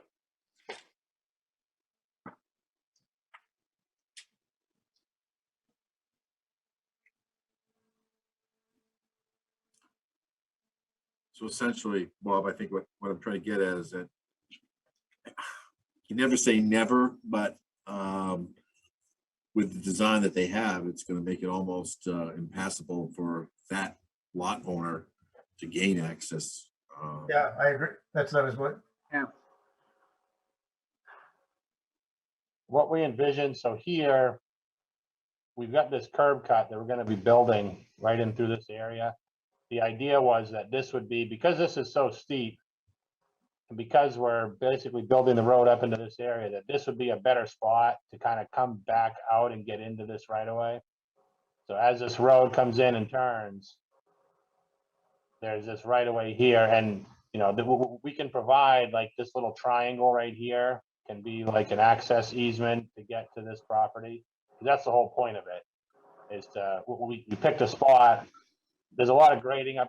This didn't really make sense to do it up here, but right in through here.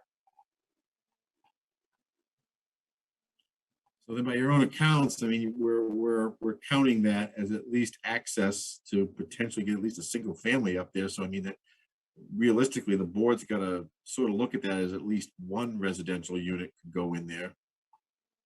And I know what you're saying is that you don't know what the future holds. More could go in there than just that. But if they do, yeah, it just gets, it's complicated. That's all I'm gonna say.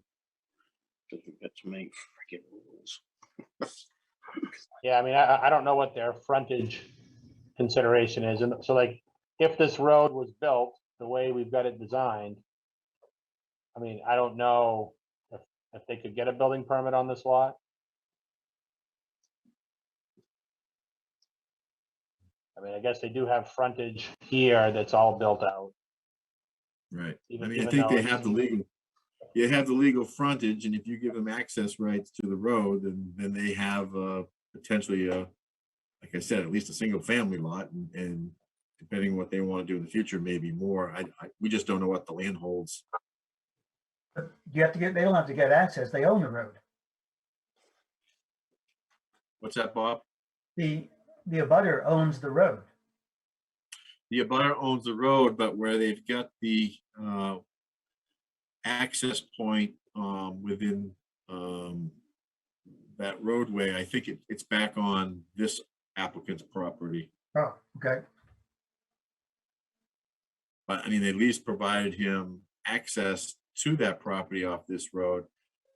You know, there's no restriction saying it can't be residential, so we have to assume it could be residential. Right. And the worst case is, it could be multiple lots, and if that happens, then they'll have to design the road to be loop. But at minimum, that lot owner has a right to at least put a single family home in there. Mhm. So where that curb cut currently exists, is there any way, I mean, it looks like it's up past, I guess, what's considered the road and more like what's considered the driveway. Is there any way that somebody could extend that and make it some sort of roadway that could create frontage so we can end up with a lot more than just one lot in there? Which are you on the north or the south side there, Mike? The, Right in there? yeah, from there heading to the left. And so in other words, Guess I could come down to- I'm just they could come concerned down to- about if we granted a waiver, it's, I guess, bad enough to do it for one additional lot, but what if we ended up with a whole new subdivision in there and we had a waiver and they were able to use that waiver? Yeah, and that would all be subject to whatever the access easement or deeded language states. Yeah, well, I mean, I think we would only request the waiver to the 25 units. I mean, it wouldn't be a blanket.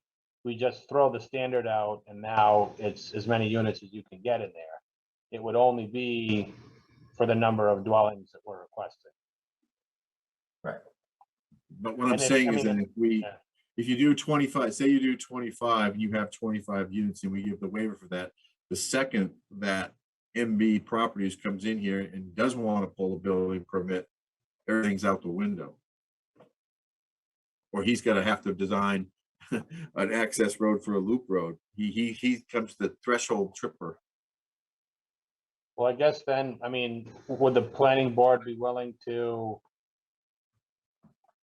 basically say that so Honey Hill Lane is built to provide access for, 25 dwelling units as shown for the Raymond Hill Village. And also, one single dwelling unit for the remaining land of MB Properties. And we could just list it that way on the plan, saying that this road is being built and being approved for 25 units here and one additional dwelling unit on that other land. That way it keeps it open if they wanted to put a house. But if they wanted to do a development and split lots or do anything like that, then that would have to be its own project, and they would have to come in and talk about their own merits for a waiver or provide a second road connection. If the board were to agree to the waiver, I don't know where the board stands with that. Yeah, I would think, Dustin, if we're going to grant a waiver, we're going to grant it for 25 units. Okay. Grant it for any additional units that may or may not be built. And if No, any, yeah, that's fine. I was getting the impression that the board was worried about not allowing a house on the other remaining land. no, I think the board, or at least I'm worried about what happens when that property is developed or wants to be developed, and has then with access, and now they actually own the road, but we're going to be telling them you can't develop your property on your using your road, using property that, that the road on your property, because there's a 25 unit subdivision right to right down the road from you on the same road. Right. And Yeah. that's So why- there's a road across your land, and because that road is there, you can't build on your land. exactly.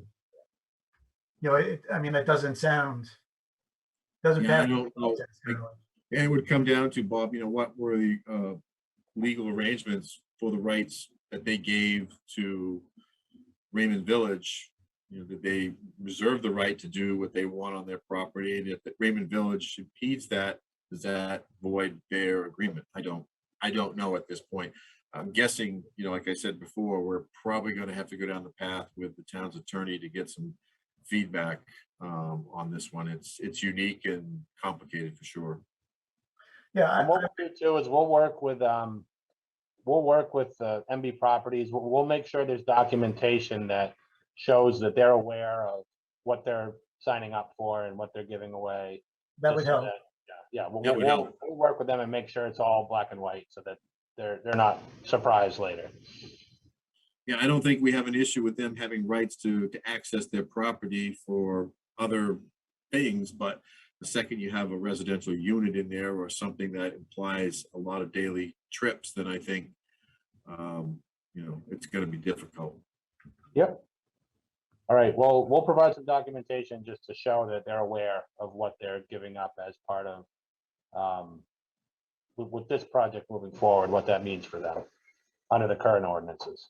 Yeah, and if you are providing access for the Kirsch lot, I think we're going to want to see that because we're starting to get at that transition point on the road where it's starting to get steep. So we'd want to see how that design would fit in there as well.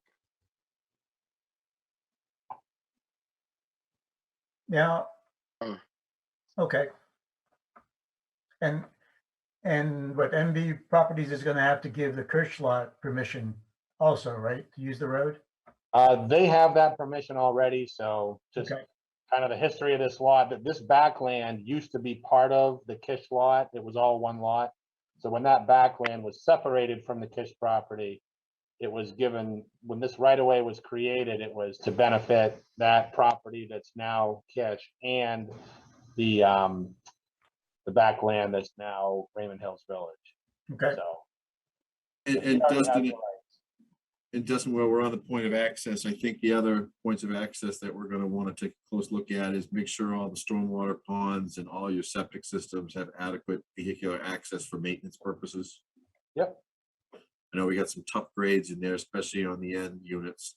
With that stormwater pond, the grades are really steep up against the units. So I'm not sure how and where you're planning on being able to get into all that infrastructure, but it's tight. Yep, yeah, this one we have good access from the road. This one here, what we've got is, we've got this dash line here. This is gonna be the built out as the access roads and to come all the way out and around and down the property here. So we found some relatively gentle slopes that we can work with along this backside here as an access road, and that'll get us all the way down here to the spillway area, so that if any maintenance needs to be done down here, we'll have this road that comes right up and around. This road, I don't think was shown on the sketch plans. This was something that we added while working through DEP's comments. Okay, good. As far as the septic system goes, I know, do you have the grading plan where that's being located? Because I'm guessing that the abutters above may have some reservations about where exactly that's going to be located. And again, same thing, make sure we got access and everything. Yeah, so we've got, this is one new leach field here, and we've got one new leach field here. The rest, I mean, this is the big engineered system that we had approved originally. That didn't move. We did shuffle around the actual dwelling units that are going to that system. So based on the design flow that it was approved for and the number of bedrooms for the units, we kind of worked backwards from there to tie certain dwellings into that one. But we had, yeah, these are the two new fields here. And does this, I believe this falls under our open space development, so there'll be, is there a provision for open space? There is. Long triangle, isn't it? I think it's that new triangle, right? Yeah, I mean, what we can do is just dedicate this whole 3.7 acre triangle as open space. Yeah, we just need a path or some access to that as well for Yep. purposes. Yeah, there's already a pretty decent path right here that kind of goes up this hill. I know there's all kinds of trails through there, so. Yeah, we there's a just need pretty to good path. identify, make sure they have adequate access. And then under our open space ordinance too, as Chairman, you know, we do have, and I mentioned it before, idea that we want future connectivity. And I know what Dustin explained does kind of make it a little bit complex, but does the board wish to follow through with that and at least show some means of a right of way off the end of this development? I mean, the problem is it's going across the detention pond for one thing. You know, I don't know how we can make that work. So again, it's something that we promote in the open space subdivision. So I know we're giving, and maybe the fact that you're giving MB, well, they already have it. So I don't know. Bob, what are your thoughts?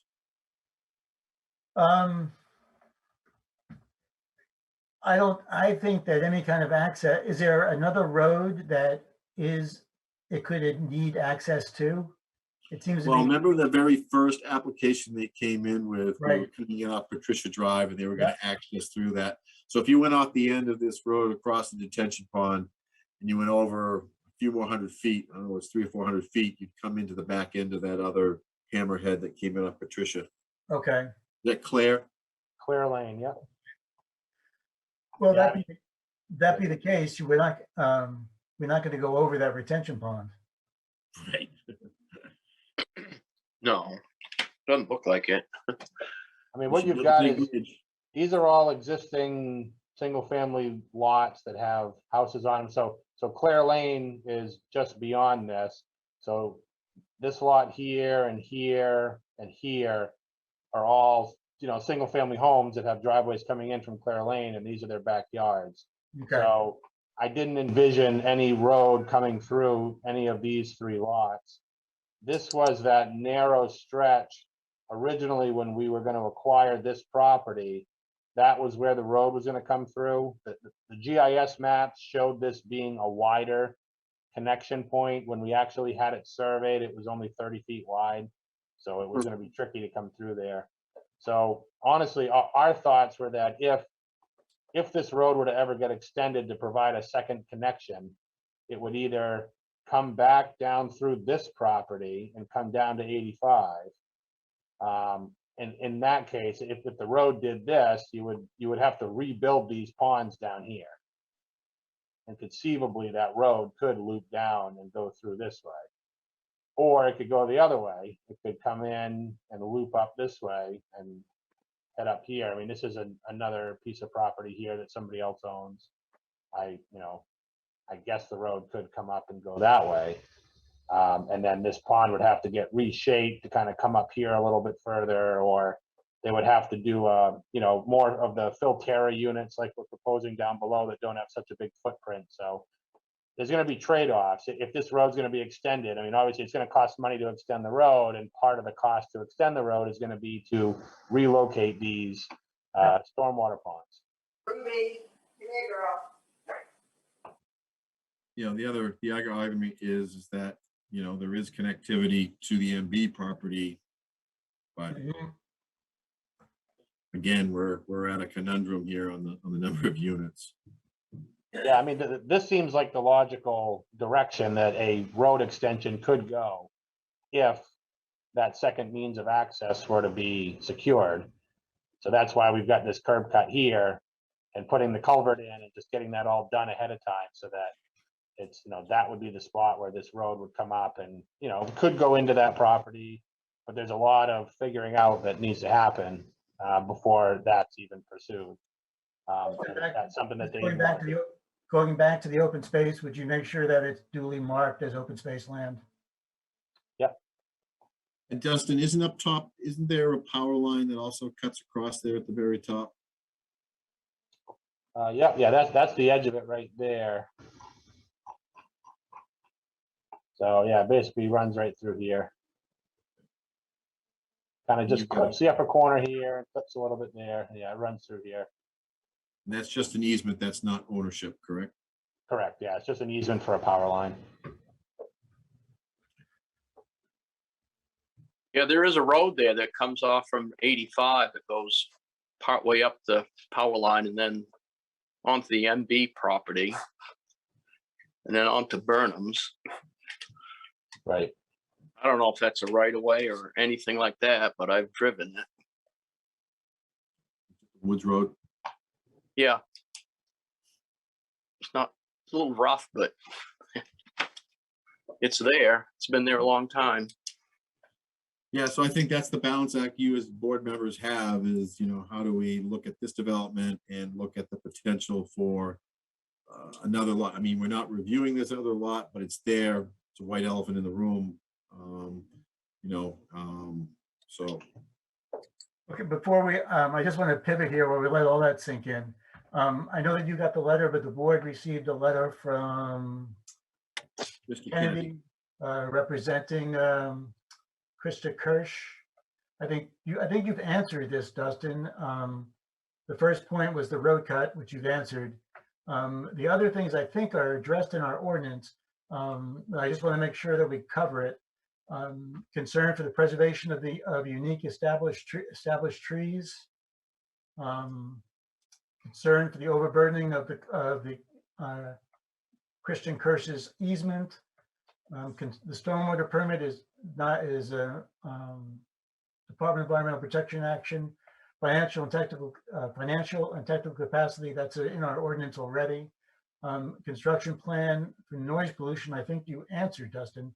Am I correct in assuming all that? Yeah, and some of that was answered in more detail with the more complete application that we had submitted today. Okay. So there's more information there, like, letters from the banks on the financial capacity and, addressing some of those other things. What about the trees thing, the unique trees? Is that a? So that was something that came up, and what our understanding is that they are adjacent to a shed. So this is the shed here. We do have some significant, some grading that has to happen in through this area. So once we get over into here, I feel like we do have some room. We're outside of that riprap slope area. So this is my understanding is this is where those big trees are located.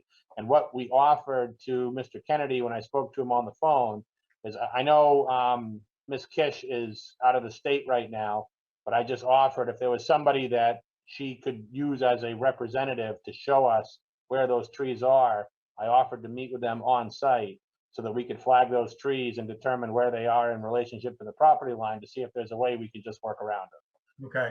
So that's, I think we're just waiting to schedule that meeting, but we're. Yeah, Mr. Chair, I think when we walked that site walk, those were those pretty tall deciduous trees that were through there. Yeah, they're black locust. Locust trees, correct. Yeah, they're pretty And substantial. they are but invasive, and the state wants us to get rid of them. Question I guess I have, and I don't know what the legal parameters are, though, is if the tree is on the property line, but then the road damages the root system, and where do we get? And the last one of their, all those previous plans, Dustin, you've had encroached upon her property. Has that been fixed? The road- Yes, so what it was is kind of this wiggly line right here, just the way it was drawn in order to make the text all readable and everything. That wiggly line at this scale was on, kind of meandered on this side of the line a little bit.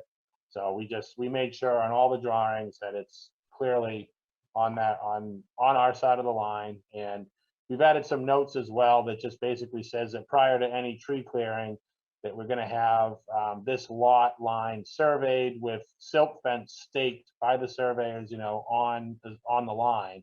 So Okay, that any tree clearing it's gonna be very obvious which side of the line it's on. perfect.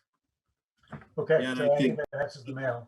Yeah, and I think in the erosion control plan, Bob will also have to be very cognizant of the fact that they're right up against the right-of-way line with the grading and everything. So we're just gonna have to make sure they do their best during construction to keep dust and disturbances and noise and everything like that down during construction. If you remember correctly, there was like I think there was a big rock pile Yep. right on that property line. Yeah, right there, yep. Yep, so that rock pile is gonna get, taken right back to the property line, and we'll have to basically just stabilize that side. So we're gonna have to remove some rocks in through here. The grade's gonna come down in this area, so that's why we basically have a riprap slope along this whole edge. Fortunately, the road's gonna be down substantially lower than the grade, so this actually kind of works like a fence buffer between the road and Miss Kish's property. And then these are, I believe, are the trees that she's concerned about. Okay, And Dustin, I did see on your plan and profile, you've got some deep utilities in some sections, and obviously the stormwater pond behind the unit there on the north side. Yeah, right in there. That's a pretty substantial cut. Have you done any test pits in there? Do you anticipate blasting or anything like that? No, we're not anticipating any blasting. We've done test pits in the road through here. We did one in the slope up through here. We did, basically a whole day of test pits all through the site. We were concerned about this big mound that runs down through here. So we dug test pits all through there. Anywhere where it looked like there could be an outcropping or something. We dug those areas, and then we also dug just in the flat area in through here, just making sure we weren't sitting on top of ledge there. And everywhere we dug, we basically were able to get down until we finally hit a big rock that we couldn't move. So it's all, big bouldery gravel up through here. We didn't hit ledge anywhere. Oh, okay. And obviously with your stormwater pond, you'll have to provide test pits to the DEP for that anyway. So you Yep, get a yeah, good we have sense of all what's those. under that.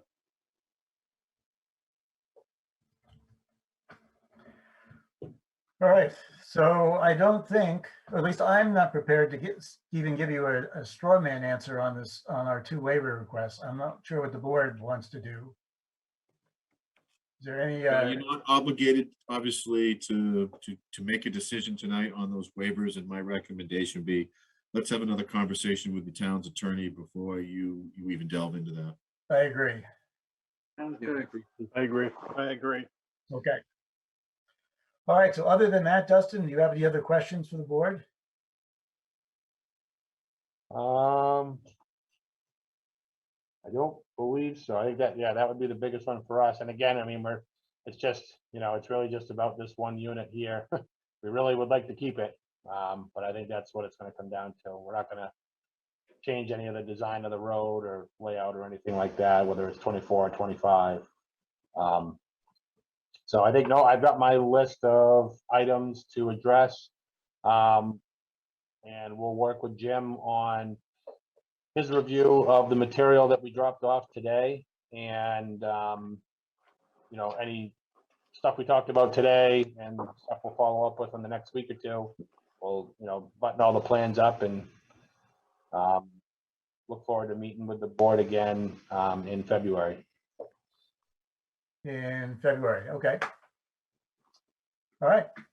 Would there be any merit in waiving 2 house lots, 2 extra lots, one for the abutter? It probably wouldn't work, but is that something to consider? Say it again, Greg. I'm sorry. Make a waiver for 26 house lots and one for the abutting property. That probably wouldn't work, Well, to address the abutter and potentially having 1 house lot on the abutter's property. mhm. And that may be the way we go, but I think it's best right now to, I'm just throwing that, I don't know if it'd work or not. I'm just throwing out as something maybe to consider asking the lawyer about. oh, okay. A second one that would make it more appetizing for the abutter. Mhm. He wants to put a house. Am I making sense or am I just babbling? Okay, I think that's kind of what we talked about before, yeah. The one decision the board should make tonight, where this is an open space subdivision, is if you do feel the merits of the application will achieve the purposes that you want. Don't know how you do that with 24 or 25 at this point, or whether you can, make a determination that you're all set with the relative design subject to that determination by attorneys, or whether you just want to defer that to another time. I think, Jim, as far as a vote goes, we'll defer it, but I think, I don't speak for the board here, but I think the board would agree with me in that an open space concept seems to be the way to go with this development. Is that anybody that doesn't agree with that? I agree with that. Yeah, I agree. I agree. So in I general, agree. you agree to the open space concept, but you're reserving recommendation of the sketch plan until you have a little more legal information. Exactly. Yes. What we could do is, if we do get some determination of that, we can get it straightened out prior to us moving on to a preliminary plan. We could continue this discussion at that time. Before I would vote for a waiver, I'd like to know the logic or the rationale behind the number of 25. What drove that number? Why isn't it 30? Or, where did 25 come from? Is it because of the traffic flow, or what's that? Yeah, it seems to be a number, Kevin, that's used in a lot of different towns. I'm guessing that it's based on some kind of traffic generation and public safety factor. So, if those things are addressed appropriately, then, that's where a waiver would come in. And I like Greg's idea of doing that, but asking the attorney if we have the ability to grant a waiver, if that's appropriate. And I think Dustin opened up early on mentioning that in the street design standards too, there's a qualification based on number of trips. So maybe we could get a traffic generation understanding what we do have for daily trips to also help support any waiver the board may want to consider. And Jim, is the 1,000 feet, which we seem to be waivering pretty regularly here, is that a fire department? Is Wayne still there with us? It's still, we eliminated the street design standards, but there was an outlier, obviously, in the subdivision that restricted that. Before, everything was restricted to 1,000 feet, but this is an outlier that's still in the subdivision ordinance, which tonight we discussed. It's one of those pieces we need to update. Okay. Because there really is no reason. There's no reason for it, right? Not now, not that you've changed that standard in the street design. It's just a matter of making sure it crosses all our other ordinances. Okay. All right. Anybody else have any questions before we let Dustin go? Yeah, I was wondering if anyone has looked at M&B properties to see the feasibility of them being able to construct a loop street in there that comes back out to Route 85. If in the future they did want to develop the property.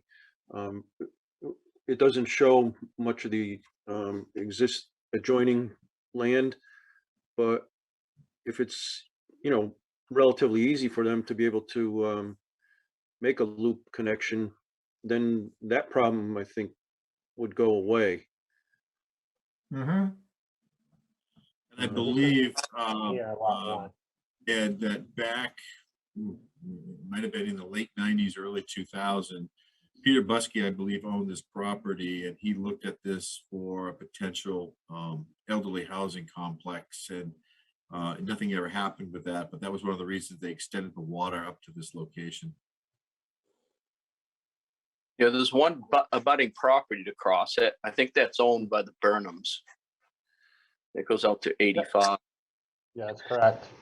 Yeah, originally I saw this right away back here, thinking that that might be some kind of access to get to it, but that right of way only benefits these two lots. It does not benefit this lot. That's too bad. Doesn't mean that somebody can't purchase, to your point, purchase something on 85 and give it back rights. Yeah, I think that was the idea before, was to kind of, come across the Burnham property and access it that way. I have no idea if that's something in the realm of possibilities.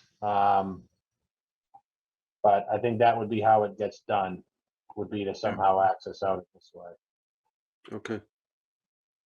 And that lot 17 on this map, is that landlocked? Yeah. That's Burnham's too. That's Burnham's, and this is owned by the town. Yeah. I believe. Yep. 19 is owned by the town. Yeah. Lot 19. So, yeah, this is Burnham's. I know that's them because we had to do additional public notices when we acquired this triangle, and the Burnham was the owner out here. So I do think, Dustin, if you can work with MB and figure out what you guys can do, working with them, and see what they would accept or not accept for future rights in there, and what their development could be or not be, would be helpful moving forward. Yeah, just an acknowledgement that they know that, they need to, provide another way in, because that road would be maxed out under current ordinances. Right. Yep. All right, anything else from the board? Dustin, you got all your answers you need? I think so. I appreciate everyone's time. All righty. You. And Thank you. that, Thank you. We'll see you next time, Dustin. We'll see you later. Yeah.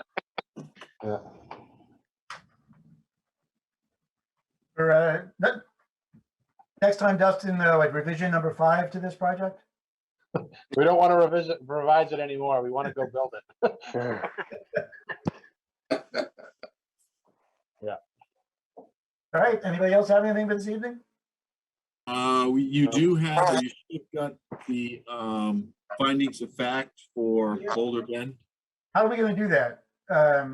Well, the way we would do it is, I think you guys, if you had a chance to review it, you could vote on it. And then, like we'll probably have to do with the subdivision plan, because I haven't seen the actual subdivision plan. You come into the town and provide you a location in town to come in and sign it at your convenience. Okay, Both the findings of fact and the subdivision plan. But so tonight, all you need to do is vote on the findings if you find them acceptable. all right, so it was in our packet that Sandy sent to us. Yeah. Right here. I'd move that we accept the decision on the Boulder Bend amended subdivision plan application of Patricia Avenue on Raymond, Maine. Applicant is R.N. Wiley and Sons Incorporated. I'll second that. Am I doing the right one?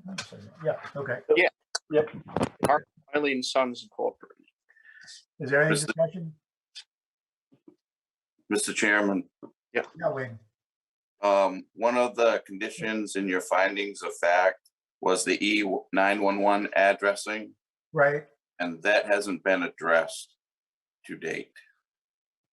Correct. That would be on the actual subdivision plan, Wayne, when we get that. We won't sign the plan until we have that name.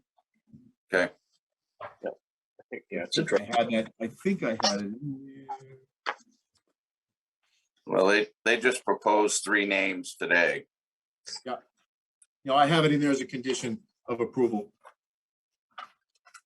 That we won't, they can't record it until we have the name. Okay, it's addressed. It's addressed in there. okay, great. any other discussion? All those in favor? That's the voice vote. Yes. Mark, yes. Yes. Ed, Yes, Greg, Yes. Kevin, Aye. and Mike, there you are, Mike? Mike? Yes. Okay, yes, I vote yes, it passes unanimous. So, when, Sandy, I know you're still there, when do you want us to start showing up to sign this?